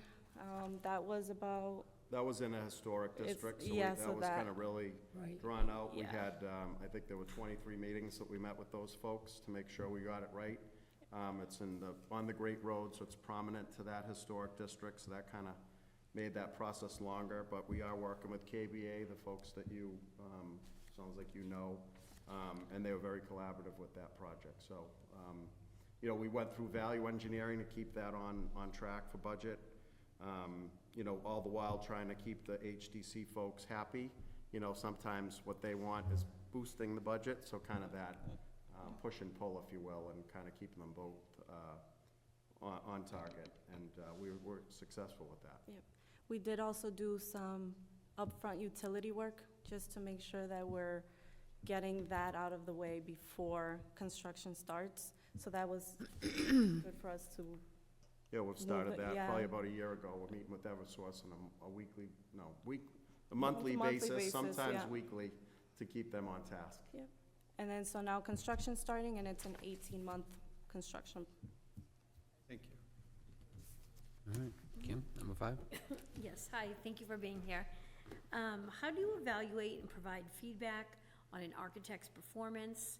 Maybe describe a situation where you identified and addressed a design or coordination issue? So, let's start with design. So basically, during design, during feasibility, we do a design review, put it in a spreadsheet. We let them know, hey, this is what we're thinking the problems are right now, what might be missing. We go on to the next step of a 30% review. We do that review as well. We give them our comments. Hey, make sure you're paying attention to the plumbing in this area, or so on and so forth. Every step of the way, they have deliverables. We are reviewing those deliverables. And we have we usually bring a commissioning agent on board who does a review of the MEPs and fire protection. And every step of the way, whenever we have a deliverable, we make sure we are commenting on those. Thank you. All right. You're welcome. Did that answer your question? Yes, It yes, did? Okay. yes, it did. Okay. Yes, thank you. And also in the RFP process, if I may, we reach out to all the folks that we like. Yeah. To kind of push them along, hey, we have a project here, and we've been very Yep. successful. Yes. In the case of Bedford, we, actually on the GC side, we had like 120 pre-qualified firms there, so we were pretty successful, we reached out, we kept reaching out, hey, we have a project here. Yep. That sort of thing, we would do that with our architects as well. Okay. Karen? What role does your firm play in the on-site construction oversight? How frequently do you visit the site, and what methods do you use to ensure quality control? So I'm on site every day, full-time. Oversight, I meet with the GC every morning. We go over, basically check the 3-week look ahead, make sure we're tracking with what they actually tell us in every meeting. As far as quality control, we have testing agents that I'm in contact with constantly, with whether it's rebar, concrete, compaction, steel. But I can check specs and plans and read those, go out, consult who's ever doing it, talk to the supervisor, confirm that we're doing it correctly and to plan, and making sure that everything's perfect. The only thing I would add is we have a constant communication with the architect. I mean, they're the designer of record. So any changes, any issues that come up, the architect needs to respond, needs to look at it and respond. We're not the architect. So sometimes we drive them crazy, because if there's issues that come up and we need an answer, we will drive them crazy till we get an answer. Wait, now you said you're on site every day. Does that mean that all of your sites has somebody every day? Yes. Yes. Anything in construction. Well, yeah, while under I'm construction, yeah. full-time in a trailer. Okay. Can you walk us through your proposed project team? How many projects they are currently managing, and how will you ensure that Winthrop's project receives sufficient attention and what we deserve? Want to get that one started? Okay, so currently, I'll just run it down off my brain. So I'm currently engaged in Revere on the McKinley School, finishing up an elementary school in Andover, in construction with Rob at a DPW facility in Billerica, finishing up a DPW facility in Tewksbury. Karina is working on the McKinley School with myself, the Andover Elementary School, Tewksbury DPW, and then Rob is engaged full-time. As we said, he's the clerk, so he's on site full-time. He's engaged in the one project at the Billerica DPW site. Okay. And then Ian is full-time. Again, he's on site, as our clerk would be, in Linfield full-time during the full construction process. So, we're down the street. We, collaboratively work on the projects. You will get what's rightfully yours. You said Karina will be our point at this time? That's correct. Yes, I'd We be- should also tell you, too, that Andrew Flanagan's father lives in Winthrop, and he's a retired fire chief. Okay. So we have a little bit of an in with Andrew Flanagan, Right. with all your Andover projects. That's awesome. Steve and I started with Andrew in Arlington. Okay, well, there you go. That's his years in the. Yeah, Okay, there you go. Years, So just so you know, Yep. we Thank won't you. keep any secrets. Thank you. And the only thing I would add is, as the executive director, I look at our whole business unit, what projects we have, who's working on what, when things are gonna end, what the level of effort is. We don't pursue something unless we have a team that can actually do that project. This is very dear to me. I have been part of this since 1992, believe it or not, when I was first in town meeting. And I listened every year to town meeting, new firehouse, and it never, ever happened. And when it was defeated in 2023, I said, I'll never see a firehouse. Well, now I'm gonna see a firehouse. So please, don't disappoint me. Oh, we definitely won't. Unfortunately, that's kind of typical. Yeah. Acton, I think, was at it for 40 years, and we were very successful there. Yeah. The North Acton Fire Station, we opened that in 2023. Okay. We want all of our projects to be a success story. Okay, very good. Thank you. Of course. Chief, you want to jump in? Sure. Again, thank you all for being here. We appreciate your time.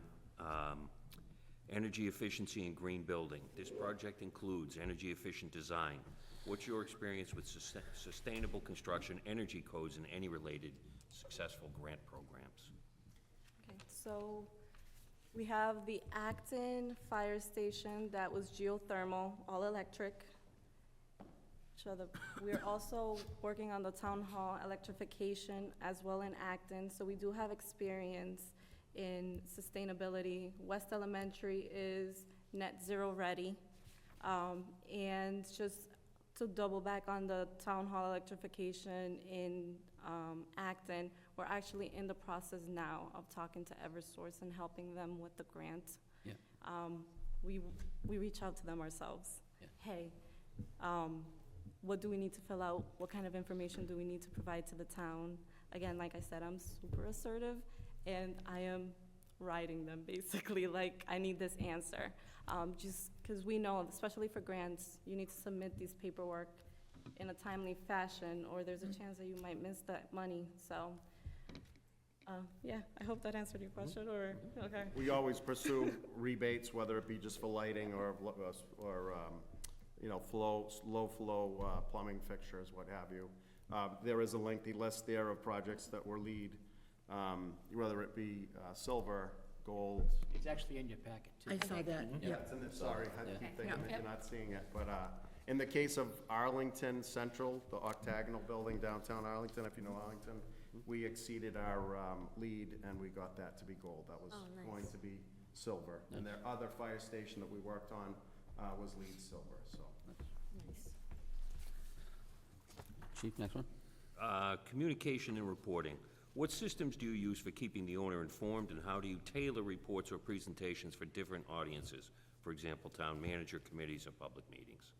Okay. So, on site, Rob has daily and weekly reports that he'd be doing that will show pictures, and it'll also forecast what's gonna be happening the next week so that you know what's actually gonna be happening as well the following week. Like I said earlier, we do also have the monthly report. That monthly report is very detailed, from what happened this week to what's happening in a month and what's happening in the near future. That report also includes RFIs, how many are open, how many are closed, how many are late. Submittals, same thing, completely outlined. What have we received and what are we still waiting on from the architect? That report also includes the money. You want to know what's going on with the money. All the time. Yeah. Contingency, how much of the contingency have we been using in change orders? Yep. How many invoices have you received from PMA or the GC? Yep. You're gonna see that outline on there. So it will let you know how much money we've been spending. And lastly, the report includes what happened throughout that month. There's pictures that you can see progress, and each picture has actually a description of what actually you're seeing. Aside from that, I know that that question had other portions to it, and So just like briefly, would you have somebody available, a representative, for Oh, different meetings, for town meetings, Always. for firehouse building committee meetings, for community meetings, those sorts of things? we're used to those. We're used to those 6 PM meetings where we have to let know the public what's going on, even the committees, just keeping them informed. Yeah, and we've done the full gamut with kind of community outreach, whether it be an easel at every town building, going to a farm stand, going to a town meeting, you know, anything, coffee at the Charter of Women Voters, I think we've been to. I'm probably not getting the name right, but, you know, we're open to all those type of things to kind of getting the good word out about the project. All right. Thank you. Deputy? What do you consider the most critical success factors for this project? In particular, how would you help the town achieve them? I'll take this one, Brian. Can you say it again? I'm sorry. What do you consider the most critical success factors for this project in particular, and how would you help the town achieve them? I can start and you can jump in. Okay, sure. One of the first things is money, is budget. So the design has to meet the budget. And several steps along the way through design, we'll have the architect do a detailed estimate. Our sub, PMNC, will also do a detailed estimate, and we'll reconcile that number. it has to be within the budget. Sometimes, in my experience, it never goes down. If you're high at schematic, it's gonna go higher at DD and higher at CD. So you wanna make sure you're hitting your target all the way through. If you don't, then you're gonna have an issue at the end of the project, or when you bid it, not having enough money to manage the project. The other thing is schedule. One of the first things we'll do, we didn't really touch on it, is we'll develop a master schedule for the project that has not only design activities, but construction activities and town activities on it, so that as a team, we can track where things are. And then quality, I mean, Rob mentioned, we'll have an independent testing and inspection firm on site. We'll have an independent commissioning firm involved. And our job is to make sure you get the quality you pay for. I mean, if we deliver a crappy building that in 3 years you're fixing walls, that's not good for anybody. So we want to make sure things are done well, done right, and delivered on time. I don't know if you want to add anything to that. That sounded great. Have there been any investigations to the building, hazmat-wise or geotechnical? Those are kind of the first kind of things, if we don't know about them and we proceed, so forth, so on, those can kind of hit the contingency first. So those are things that we want to definitely do. Right, our we're gonna due do it in diligence. 2 phases. We're gonna demo the building, like, while we're doing the RFP for the design. Late summer, early fall, we wanna be having ready to take the building down. The existing middle school and the auditorium, it'll allow us to get the biggest chunk of that out of the way, also firm up the new exterior wall for the gym, and then also get we'll have an accurate evaluation of the site. We can do some borings and things like that, so a lot of the unanswered unknowns with the building still being there will be answered, so that's the benefit to that. Yeah, I saw that, the gym is gonna stay? Gym's staying, yeah, Yeah, so- yeah. I got it marked out about where it's gonna, The gym and the rink. Okay. yeah, the rink too, yeah. And, well, I assume the rink is. Yeah, the gym's gonna stay too, so. We got it lined up where the new outside wall will be, and, have to fill in some holes and stuff like that, but, utilities, I think we're set on. We've got those pretty much figured out, how we're gonna backfeed the gym and the rink. We got a new water main at that building, so we got a lot of that stuff looked at and figured out. Hazmat, we'll have to do an assessment.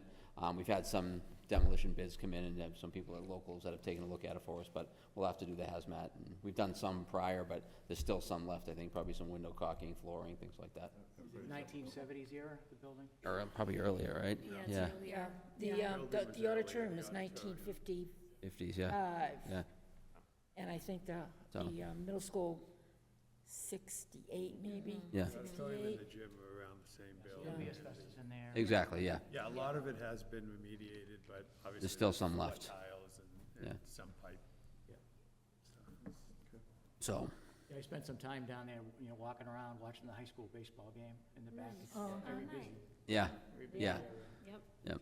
We have a park and rec program. We rent out the gym occasionally, but we know we'll have to move that program out, while that obviously demo's going on until we get the structure up, and then we can move them back into the gym, but we're making alternative plans for that. So, all right, do you have any other questions for us, or?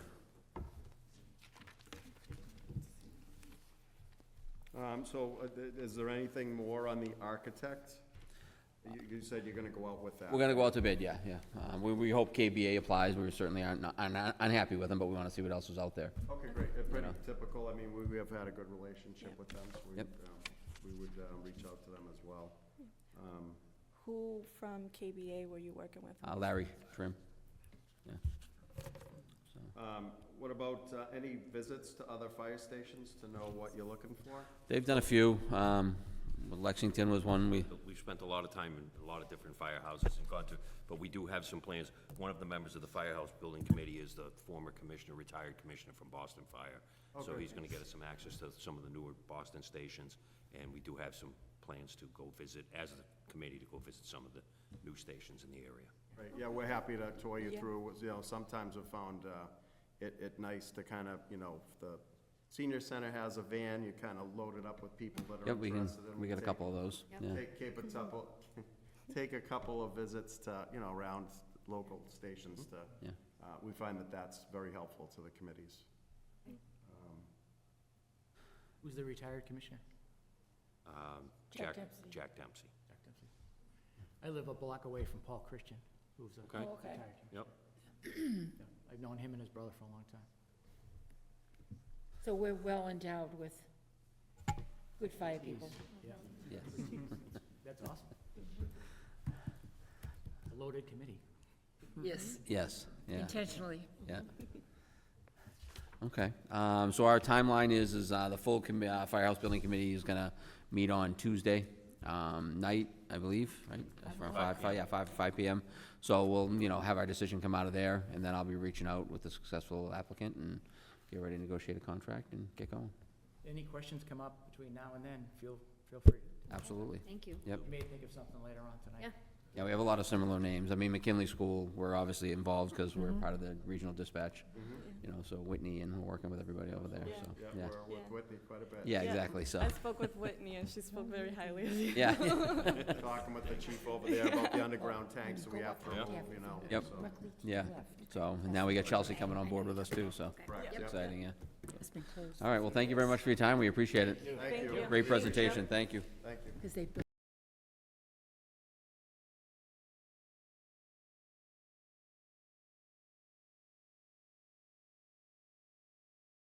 I'll start with our team anyways. I'm Tony Marino, I'm the town manager here in Winthrop. This is Kim Dimes, also chair of our Conservation Commission and a member of the Fire Station Building Committee. Karen Chavez, resident at large and member of the committee. Fire Chief Scott Wiley, and Deputy Fire Chief Stephen Calandra. And then you guys want to go? Nice to meet you. You want to start? Yeah, Mark Champagne, been with P3 for about a year or so now, retired from the city of New Bedford, was their facilities director and managed all their capital projects. Excellent. Good to meet you all. Likewise. I'm Rebecca Ducharme. I've been with this team for 3 years. I don't even know anymore. It's all a blur at this point. Rebecca was on our second job that we ever had. I was. She was the engineer. I was. I was on the dark side, And and all I've we come did to was whatever fight with side this Rebecca, is. but we loved her. So That's pretty accurate. Megan does the marketing, and we'll touch on that when. Community outreach. Community outreach, or I can't make it go. you can't make it go? Well, Is it a Mac or a PC? Yeah, that could be why. The Macs sometimes. Yeah, well, with the HDMI wire and these projectors, we've had issues with Macs before. The PCs tend to do Try better. swapping HDMI out. Yeah. See if that will work. If it's HDMI to HDMI, you're okay. my name is Dan Pilata. I am the founder of P3, and we founded P3 in 2008. So, There he is. I was on a school project. We were the first Coming in now. first school project of the new MSBA when they finally released the schools. Who saved your seat? Rob, saved your seat. The other guys left early. Evening, sorry I'm late. That's You're okay. not- actually, You're you're not, not you're late. early, you're early. They can't even gig you for Yep. this. So, I started P3 because I thought we could do a better job for cities and towns. Nice. We have since worked in 56 cities and towns since 2008, and most of the towns we've worked in have invited us back for another project. We've done 10 projects in the town of, the city of Westfield. We're on our third project for the city of New Bedford. Mark actually hired us for the first one. He didn't hire us for the second two. We have done 3 projects in Gardner, 3 projects in Greenfield, and a couple of projects in Holyoke, and Fall River, we did 3 projects. Pretty much all over the Commonwealth. Kingston, we did 3 projects too. So we were hired by Taunton to do a public safety. It was our second or third public safety. At the time, Brockton had come out with a $98 million public safety. And Mayor Taunton was gonna pay for $98 million. Brockton's escalated to $142 million. After their appropriation, they actually had to go back for 2 appropriations. Quincy came in at $175 million. The mayor told me to get Taunton done for $77 million. We are on track right now to finish an 80,000 square foot plus public safety with a complete training facility for the fire department for $64 million. I've looked at your budget. I've looked at your site. I remember the school because I think I bid on it. No, I didn't get an interview. But, because we were really, really new at the time, but I remember walking that school even back then. And, I think we can get this done, and my goal is to get this done and have money left over, because I look at this project as a way to gain trust in the public, trust into the system, so that if we have money left over, the taxpayers will be happy to vote for the next one, because it's not easy to get infrastructure passed. We're gonna talk briefly about how to do that. Could you get it to work? Even Rob's? Do you have your little? No, it doesn't talk well. They're not talking. Why don't you try your cord, because you got that fancy thing. He's got one of them fancy things. He turns a Mac into a PC. Oh, very cool. So, while we're playing technology, since it's not 7 o'clock and this, you can't gig us for this. So, I do want to say that we have built a tremendous amount of projects, and we're really proud of Taunton, because they just gave us 4 fire stations to do. Their average age of their fire station is 1890, I think. And they have one station that was 1869 for yours. No, for the Taunton. For Taunton? 1869 for the Taunton headquarters, right. Yep. For the Taunton headquarters, but then they built one in 1879, one in 1889, 1899, and then Nothing? 1984, they built a substation. So the original stations are, have coal bins and things like that in them, so. And you know exactly what I'm talking about. So, we're now working on replacing all of those.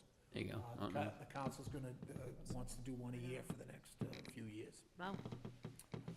So, You get it? can you get it? The computer's acting like it's got it, It's trying to do something. but it's not.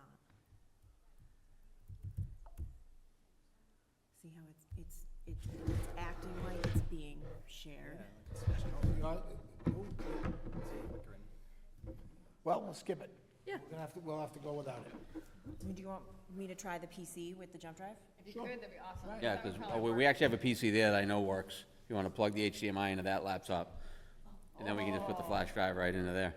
Is there a login to get in that one? I think it might be open. It might just be password, but.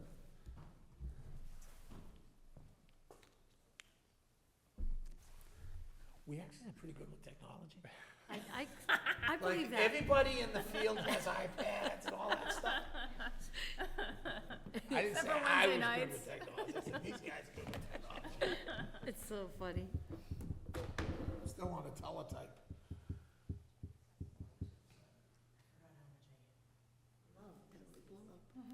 Yeah, I don't know how to stoke up to projectors and stuff.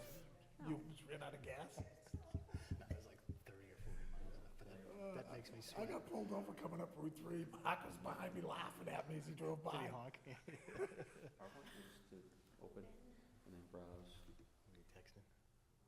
No, I wasn't. I actually was. I picked up my phone to answer it, and then I put it on the. Browse on the bottom. Yeah, it's a hands-free stick. And then it'll pull up, scroll down, it'll have the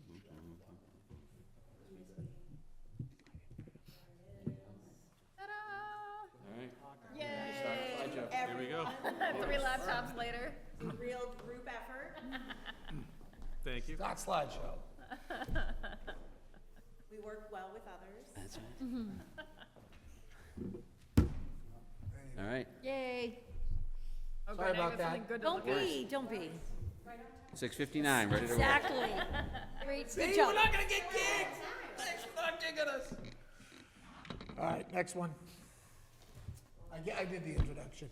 So, if you go back a little bit, Megan, we have everybody up here. There's 6 there and there's 5 of us here. You'll never see Anna, but she does all the paperwork. All of the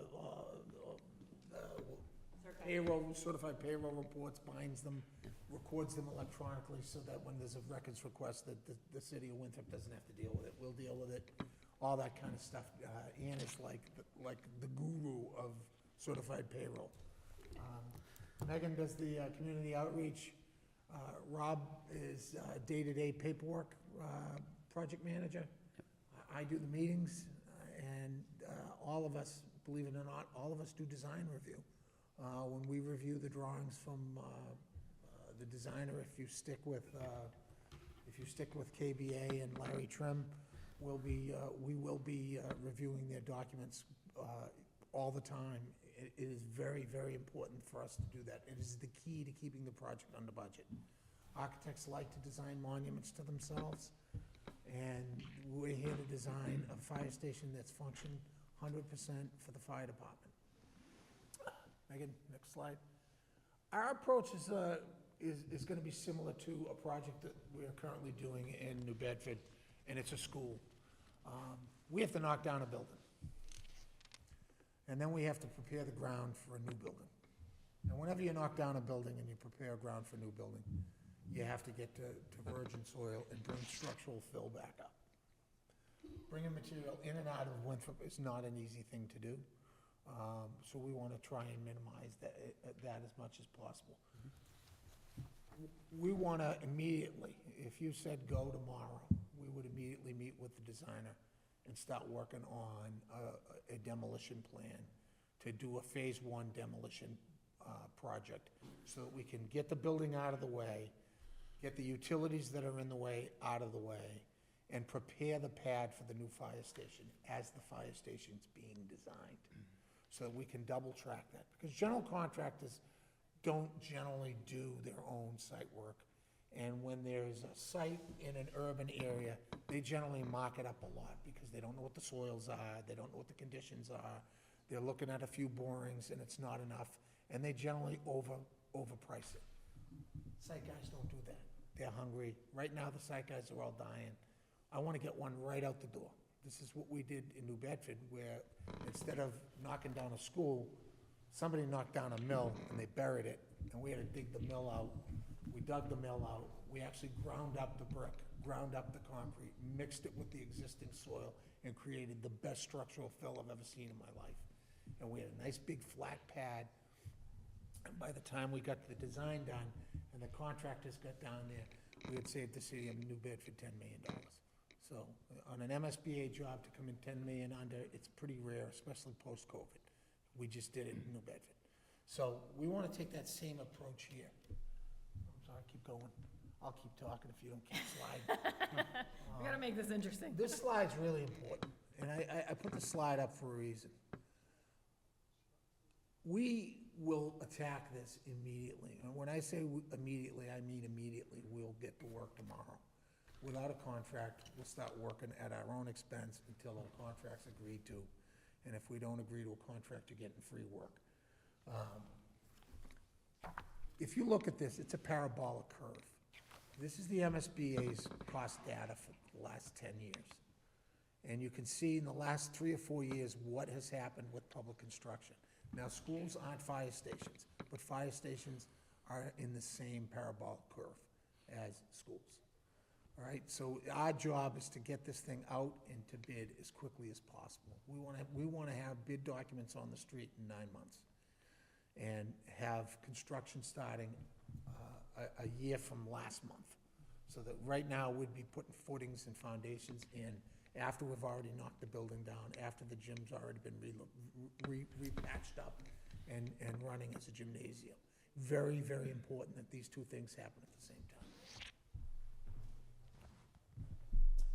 Mark, you want to talk a little bit about how you're controlling costs at the public safety and how well we're doing down there?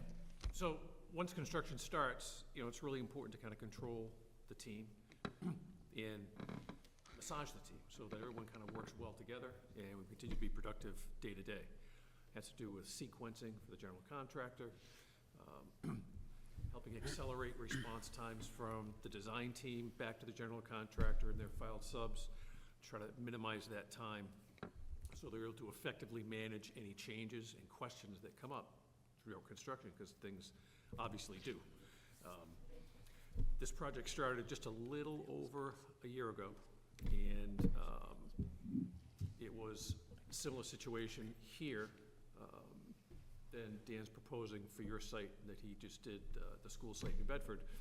There was a church and a convent. This was a completely wooded site with a long driveway, 3 buildings on the site. So same type of a situation. We went and demoed the existing structures, prepared the site for the general contractor to come in. A concrete convent was the coldest place you ever seen. Yep.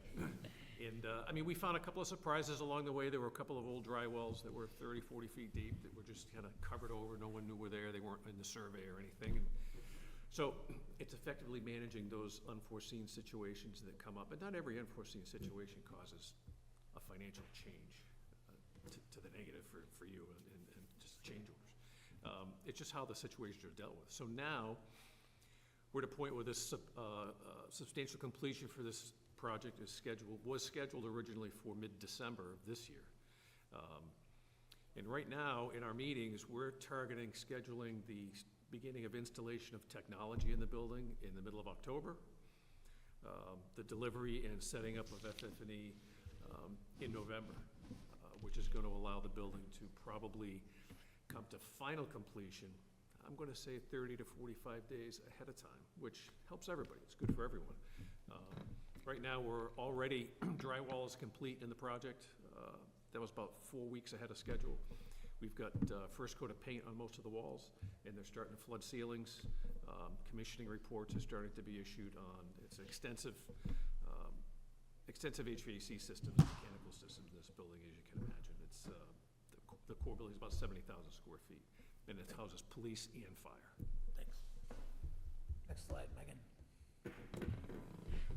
So fire studies they just released us to change the fire study into fire stations. And we just got assigned a couple of sites to start the first 2 fire stations for Taunton. They just cut a deal with the Indians, so they get recurring revenue for a casino. It's some sort of a deal that when the 3 casinos were announced for the state of Massachusetts, the Wampanoag Indian tribe got to have a casino, and they got the land in Taunton that they own turned into a trust, so that we're going to get started on that. And we go before their council in June to give them a brief update. You want to talk a little bit about your soil mix About and my, stuff? about my dirt site? Yeah, so Rebecca will be doing the demo. Not in this outfit. And the dirt. So she's a PE, she's a civil engineer, and she'll be on site for that portion of the work. So the site that we're looking at it's actually currently under construction, but I supervised the first phase of that project, which was basically excavation, pulling up the old building that Dan was talking about, where they just disassembled it, demolished it, and then buried it underground. And so we had the fun of digging up whatever portions of the building, because it was an old tire factory. Just whatever showed up, whatever walls, like holes in the ground, wells, we found all kinds of great stuff, boats, whatever was available that somebody needed to store. It was a great effort. The site contractor that we had did a great job, and they were really motivated. So what Dan's talking about, we're splitting doing the parallel tracks with the demolition and then the new building design at the same time. Really worked well for this site, because it really turned it around super fast. And it saves money we gotta go quick. Gotta go quick. Time is money. Yep. Next. Oh, outreach is me. Nobody's touching this one, it's all you guys. I can't Tell me what the next slide is. I don't know why I'm surprised. Before you jump on that though, because I do want to tell one more story from Duval's, which Dan has heard a million times, I apologize. The QR code, which Meg will talk about in a second, they generated those, and obviously I'm on the job site every day, and we have this big poster, and it's got the QR code. And in my mind, I'm assuming that like people my age are gonna walk down the street and, whip out their phone. It was so fascinating, because not only were like elderly people coming down and taking out their phone and pulling the QR code and then reading it, but we had like middle schoolers whipping out their phones and like using it. I thought that was so funny. I just really didn't And you already have your own website, so it's just a question of you guys letting us link all the, Oh, we'll let you link all of it. everything up Yeah. there, because if we're open and transparent with the public, they're gonna love it. Yep. Okay, you're up, go sorry. ahead. So we have been passionate about community outreach since our inception, going back to how he started P3 There was a lot of miscommunication, a lot of misinterpretation, and I mean, you know how it is in a town. People talk and who knows what they're saying in the grocery store aisle, and like, who knows they could be saying, well, I heard from Susie down the block that this is what's going on.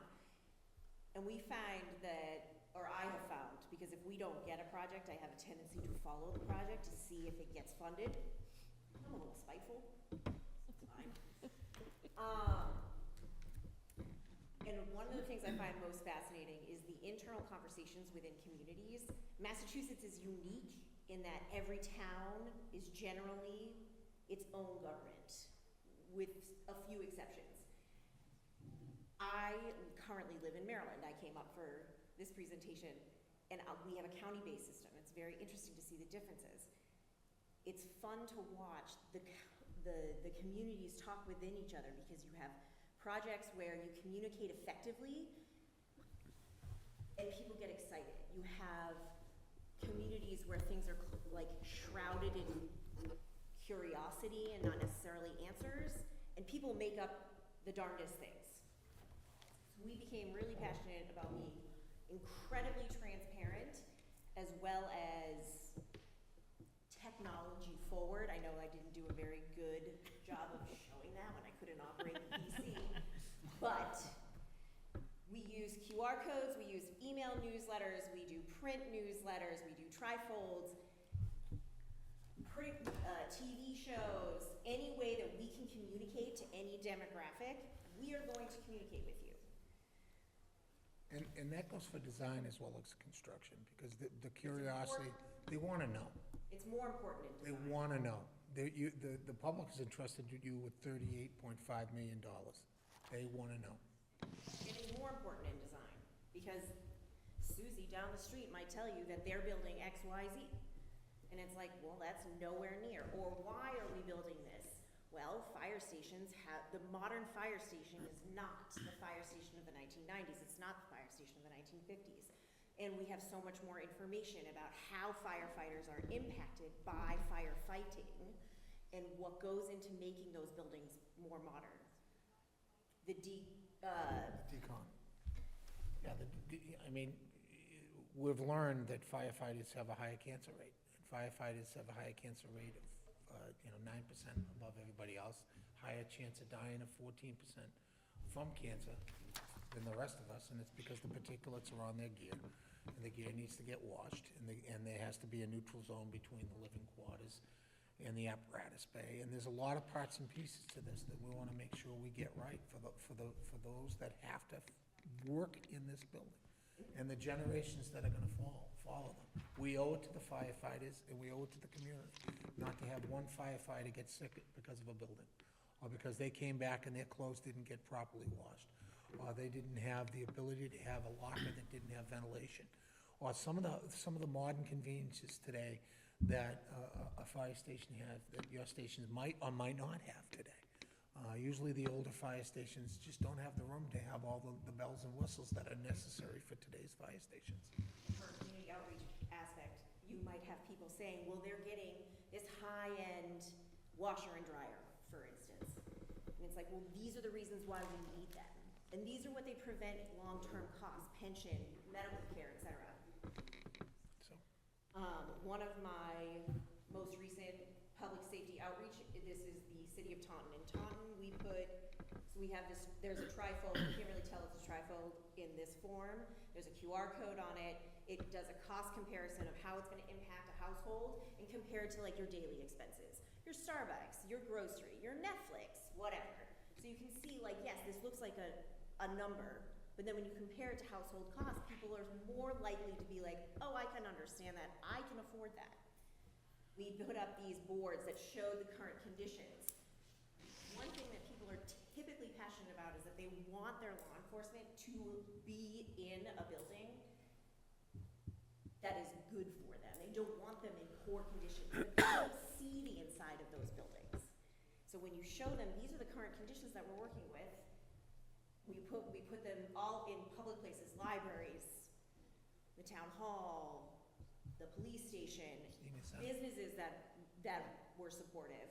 had a QR code that you could scan for more information. It points, that one points to the Taunton website, which is on the Taunton homepage. We get a monthly newsletter. We were doing them through each stage in design to show design updates, what worked, what didn't, where your money's being spent. Now it's in construction, it's construction updates. Each town does it a little different. Some towns want us to put financial information. How much have you spent to date? How much do you have left? Who's got what contract? Some towns don't. We'll do what you ask us to do to get this project done on time and under budget. Next. The end. The end. So I want to talk a little bit about actual management of the project. The name of our company's Project Professional Management. So we're professional. None of our projects have gone over budget. A couple of them have gone over time during COVID. One project out of the 70 or so that we've done required a second appropriation because the town changed the scope of work. We know what your budget is. We're gonna meet your budget. We're gonna exceed your budget so that the city council can be proud and say that we didn't have to bond the entire $38.5 million. That is critical, because there's gonna be another fire station need, or there's gonna be a school need, or there's gonna be an addition to a senior center need, or some other infrastructure project. Then we wanna be the poster child for them to know that it was done correctly. We do that mostly in the earliest phases of the project. You have a sketch.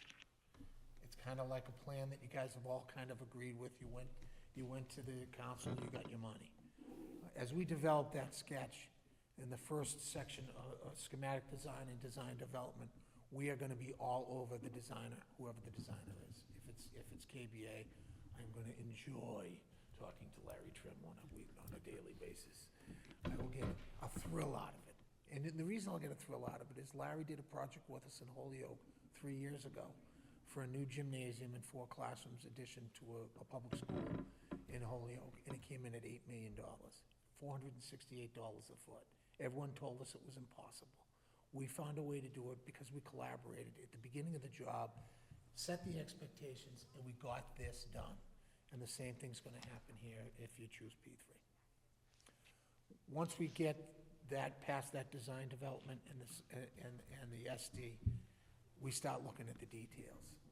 Believe it or not, there's 11 of us at P3, and when we get a drawing set in, we actually bring everybody in to look at the drawing set. I'm not an expert on everything. Rob's not an expert on everything. Rebecca thinks she's an expert on everything. Obviously. All right. Mark's an expert in some things. So we all get together. We catch most of the problems before they become a problem. We don't get them all, but we'll catch most of them. Our average change order rate on a project is less than 2%. We're a big fan of design bid build, but if the city wants to go with CM at risk, we'll have that discussion too. CM at risk will cost more, but you'll have a known outcome. Design bid build will definitely be cheaper to do because you'll have a bigger pool of contractors to work from. But that's a decision you'll make and we'll carry out. We've done both. There are pluses and minuses to both. Once we get the CDs done and we get to construction, we'll review every little document, every change, every hiccup, and we'll bounce a contractor, even if they're low bidder, if they've got one bad mark. Fordyce versus Hanover allows us to do that. The awarding authority has a little more authority today than it did 10 years ago because of Fordyce versus Hanover, and the only reason I know Fordyce versus Hanover is I was Hanover. And I took the case to the Supreme Judicial Court and we won. And it gave a little more elbow room for you guys to make some tough decisions when it comes to some of these contractors that misrepresent themselves. Other than that, we're ready to go. It's 10 minutes, we went a little over 10, but I think we did good. All right, fire away. Yep. You certainly talked about that and the budget. Covered a lot. You want to talk about, Kim, you want to ask about the schedule management? Sure. This project has a tight timeline. What tools and strategies do you use to develop and maintain project schedules? Rob can't wait to answer that. Come on, Rob, say something, say something. We're talking about fast track. Yeah, absolutely. So, obviously you saw our idea about doing an early site package for demolition and hazmat. We think that has a tremendous advantage on getting a jump on the schedule because we can get that done while we're still in design development.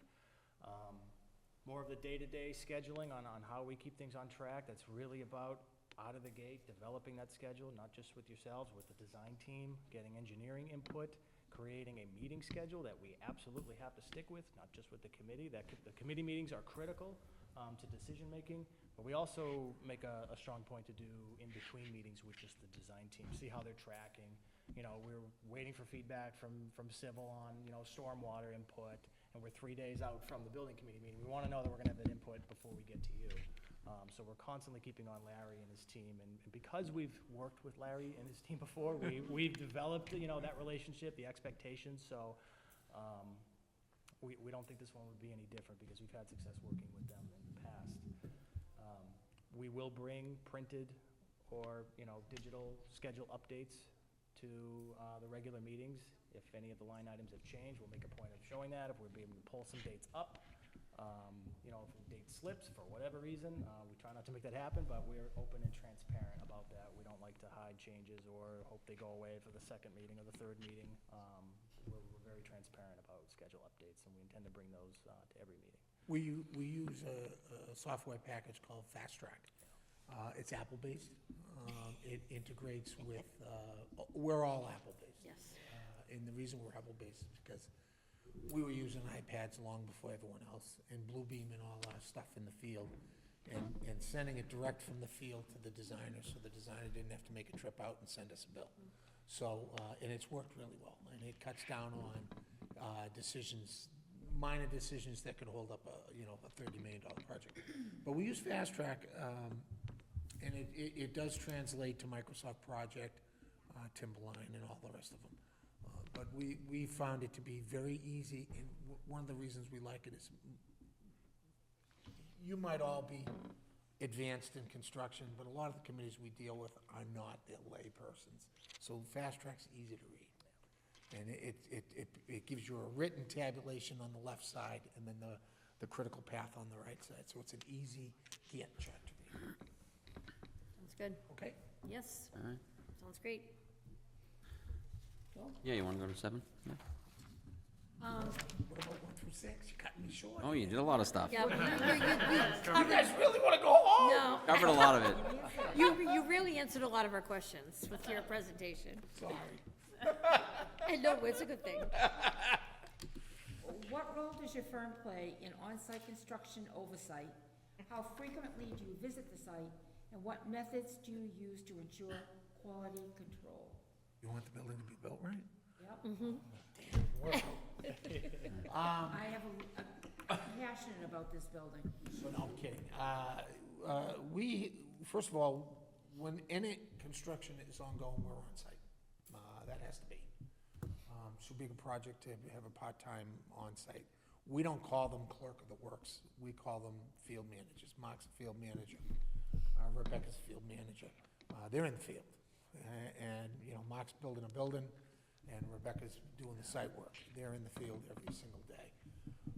I'll be on site for all of the building committee meetings, probably every other job site trailer meeting. Rob will be on site for every job site trailer meeting. So we demand a meeting a week with the contractor. It is the best way to, and we take the notes, because we represent you and we want to make sure that every problem's documented. So if there's a slip in the schedule, we're gonna document it in meeting number 6, so that when we get to meeting number 9 and it starts to rear its ugly head, we can go back and say, hey, look, on meeting number 6, we brought this up, we haven't resolved it. What's going on here? We want a recovery schedule. So Rob's weekly meetings, twice a month meetings, in the field meetings. Quality control, quality control begins with the design. It doesn't begin with the contractor. We want to ensure that the materials that the designer selects are maintenance-free. Most municipalities, and I'm sure this doesn't apply to Mr. Marino, don't spend enough money on maintenance. It's a municipal problem we have in all 351 towns. So we want to make it as maintenance-free as possible. Fire stations are cared for better than any other buildings because firemen care for the places that they live in. But we want to start that by having the materials as maintenance-free as possible. Then when the material's selected, we're reviewing the submittals. The architect approves the submittals of each piece that goes into this building, whether it's a screw and a hinge to a brick or a type of mortar. We will then verify to make sure that we're getting the product that was approved by the designer as that maintenance-free project. That's quality control. And then we make sure that it is installed properly per the specifications. Did we? No, And then we want to make sure that it's installed properly per the manufacturer's recommendations. So the specs might say install it at 40 degrees, but the manufacturer's literature might say, hey, no, we want it at 50 and at a certain humidity. We double check that.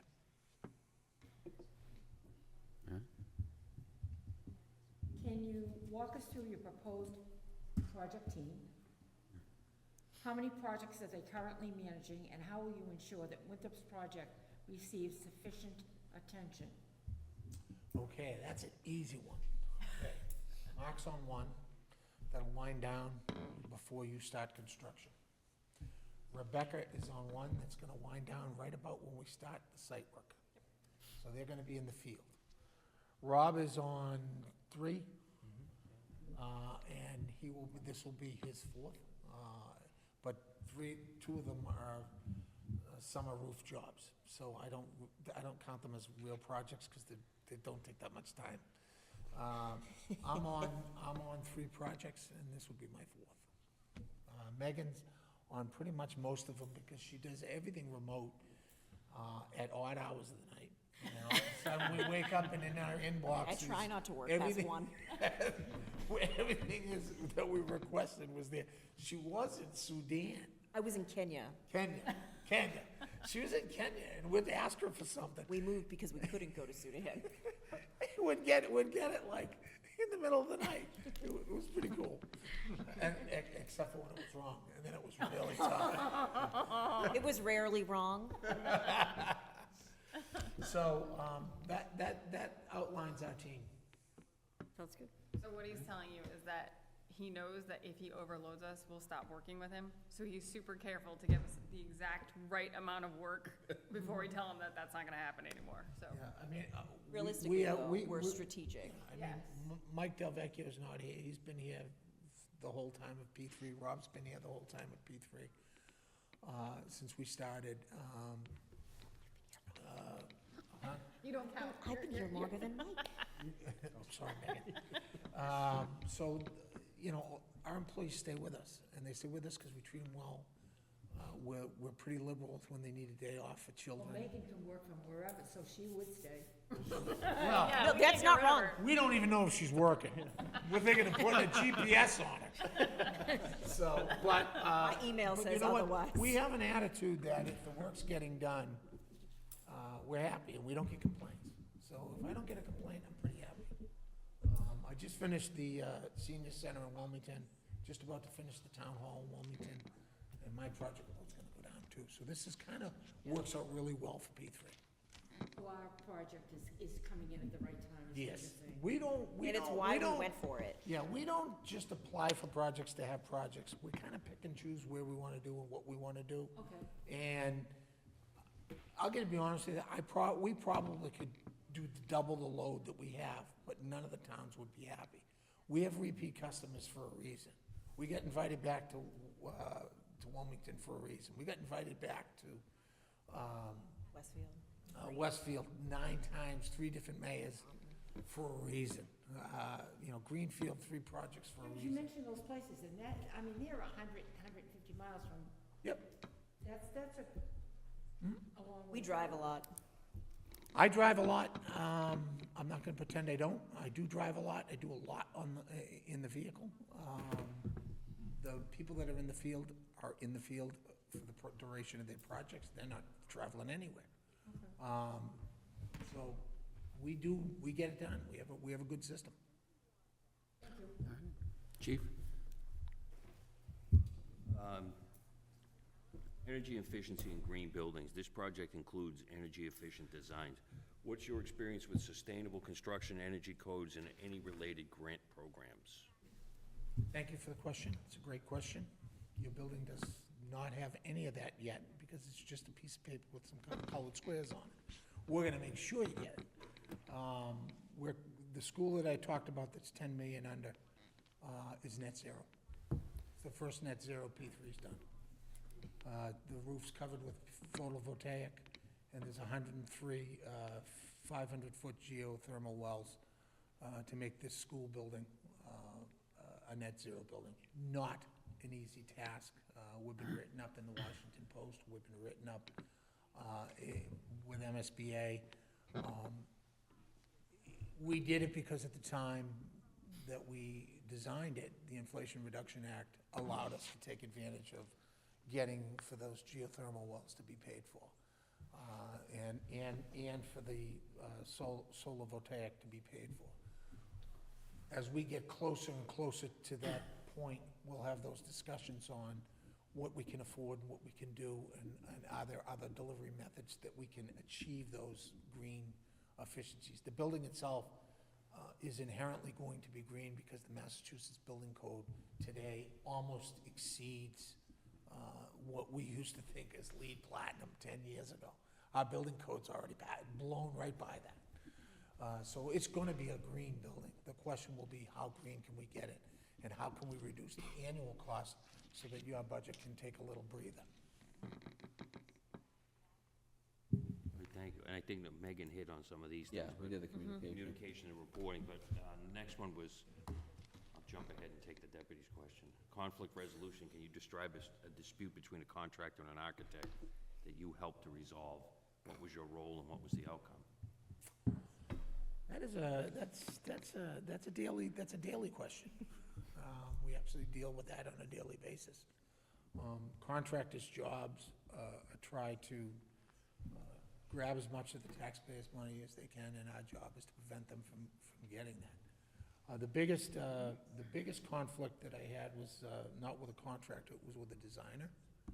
And it was the design of an HVAC system in the town of Rockland, in a senior center, where we told them that they couldn't afford the system that they wanted to put in, that the budget didn't allow it. And it was a completely green committee, and they said they didn't care. And they went and forward, and we got the file sub bids in, and they were twice the budget number that we had allocated for HVAC. We didn't even collect the GC bids because we knew we couldn't afford it. So the designer had to, at their own cost, because they violated the contract and designed something that was beyond the designed amount that we had in their contract, they had to redesign it. We redesigned it, the building got built. That was not a good week. That was a serious conflict. It took a lot of talking with the designer and the owner to get it resolved. It got resolved satisfactorily. We believe, I know that Mark resolves things every single day in Taunton, and that Rob resolves things every single day on his projects, and I resolve things every day at my projects. Since 2008, we've had 0 lawsuits, 0, none. That's a remarkable feat, and that's because we do negotiate our solutions. And that's something you have to do. When we get that contractor on board, we got a contractor that some people said were awful and that we should dump them. And I did an exhaustive review on them and found that 3/4 of their projects were great, and 1/4 of their projects were absolutely horrific. And how could P3 ensure that they wouldn't get a horrific project? And we managed it. And we added another one to the great column for that contractor, and I'd recommend that contractor. I'm probably the only OPM that would. Just one quick follow-up on that is, one of the things that tends to be different, and one of the things that attracted me to come to work with Dan after my retirement, I could have gone almost every firm out there. I wasn't ready to stop working yet, but it was time to get out of the system. But my point being that a lot of firms will have the clerk of the work style, that level of management, field management, every day on a project. Folks we have in the field are folks that have done this for a very long time at a very high level. We have the ability to work cooperatively with the team and envision what those solutions need to be to even the smallest of conflict. You assign a tone to the project with the collective, and that's what we have the ability to do versus, you know, someone who may, again, a clerk is going to check some boxes. They're going to make sure that the proper number of studs, the proper type of studs showed up, the drywall showed up, stored materials are there. Yes, we can pay for them, but to actually manage through, as you bring up conflicts, call them opportunities, and try to play referee with those situations and keep things moving smoothly is a big advantage that we have, I think. The other thing that's really important is that all of our employees are MCPPO certified. And I know that might not mean anything to you guys, but it's Mass Certified Public Purchasing Official School Building Design, which is a 149, 30B, 39M, 25A procurement class. And it makes a difference. It makes a difference to know how far we can push a subcontractor and how far we can push a designer, knowing that what the limitations are. You know, we know who we can push and who we can't push, and we know who game the system and who don't game the system, and we adjust to that. There's only a limited number of contractors. You're going to get the same number here, and some of them are going to be excellent, some of them are going to be good, but we're going to ensure that you're not going to get any that are bad. Just adding super quick on that, just the day-to-day conflicts, we tend to approach them with big picture in mind, and sometimes it comes down to the contractor that we get, and some of them have reputations, so we have to approach certain contractors, especially subcontractors, with that in mind. But sometimes we have to play a little bit of a game. Sometimes we make recommendations to give a contractor a small win, you know, put something in our back pocket for 6 months down the road. So it's kind of a dance, and sometimes we have to play small games to ultimately make sure that the town has strategy, it's not a strategy. game. But to make sure that the town makes out in the end. And it's a chess game, not a checkers game. 100%, yeah. It's not our money and it's not your money, it's the taxpayers' money. And we look at it every penny. Deputy? What do you consider the most critical success factors for this project in particular, and how would you help the town achieve it? Critical success is obviously a successful project. I think for this project to be successful, we honestly need to get moving on demo in the building. Get that out of the way, because it's going to affect what we have for money. We're going to establish right out of the gate what our pool of money is. We know what you think it is, but if we can get the building down for less, we have a little bit more. If we can get that, if the building comes down with a little bit more, we have a little bit less. And we have to adjust the contract documents and the design to whatever that bucket of money is. Like I said, I honestly believe we can do this for less than $38.5 million. It might be only $500,000 less, but I think we can, and that's the goal of P3. So to me, the key to success here is to move fast.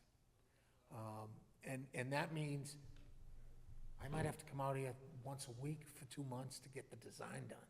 I might have to force you to make a decision.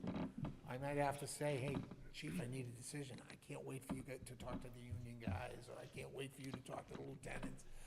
We need a decision. And sometimes we have to be tough with the owner. Our job is to protect the town of Winthrop, or the city of Winthrop.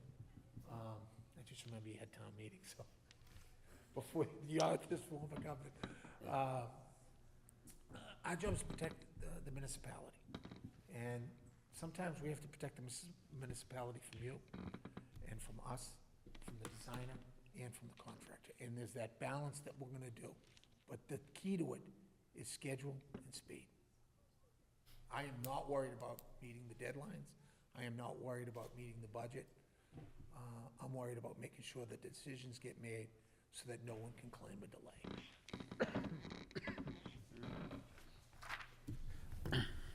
Well, that wraps up our questions. Do you have any questions for us? Anything we didn't talk about or didn't answer? I hope we weren't too long-winded for you. No, No? not at all. Not at all. I saw my friends from PMA come out a little early. I'm taking that as a good sign. Yeah. So, no, I mean, we're committed to literally starting tomorrow, working with your designer. If I get a phone call as I'm driving home, if we don't, we want you to have a successful project, and we wish you the very, very best. As far as schedule goes, we are going to wrap up tonight. The full fire station building committee is going to meet Tuesday, and then we'll make a decision right left. So you'll hear from us on Wednesday morning. Sounds good. Yeah, one way or another. All right. All right? Thank you very much. Thank you very much. Appreciate it.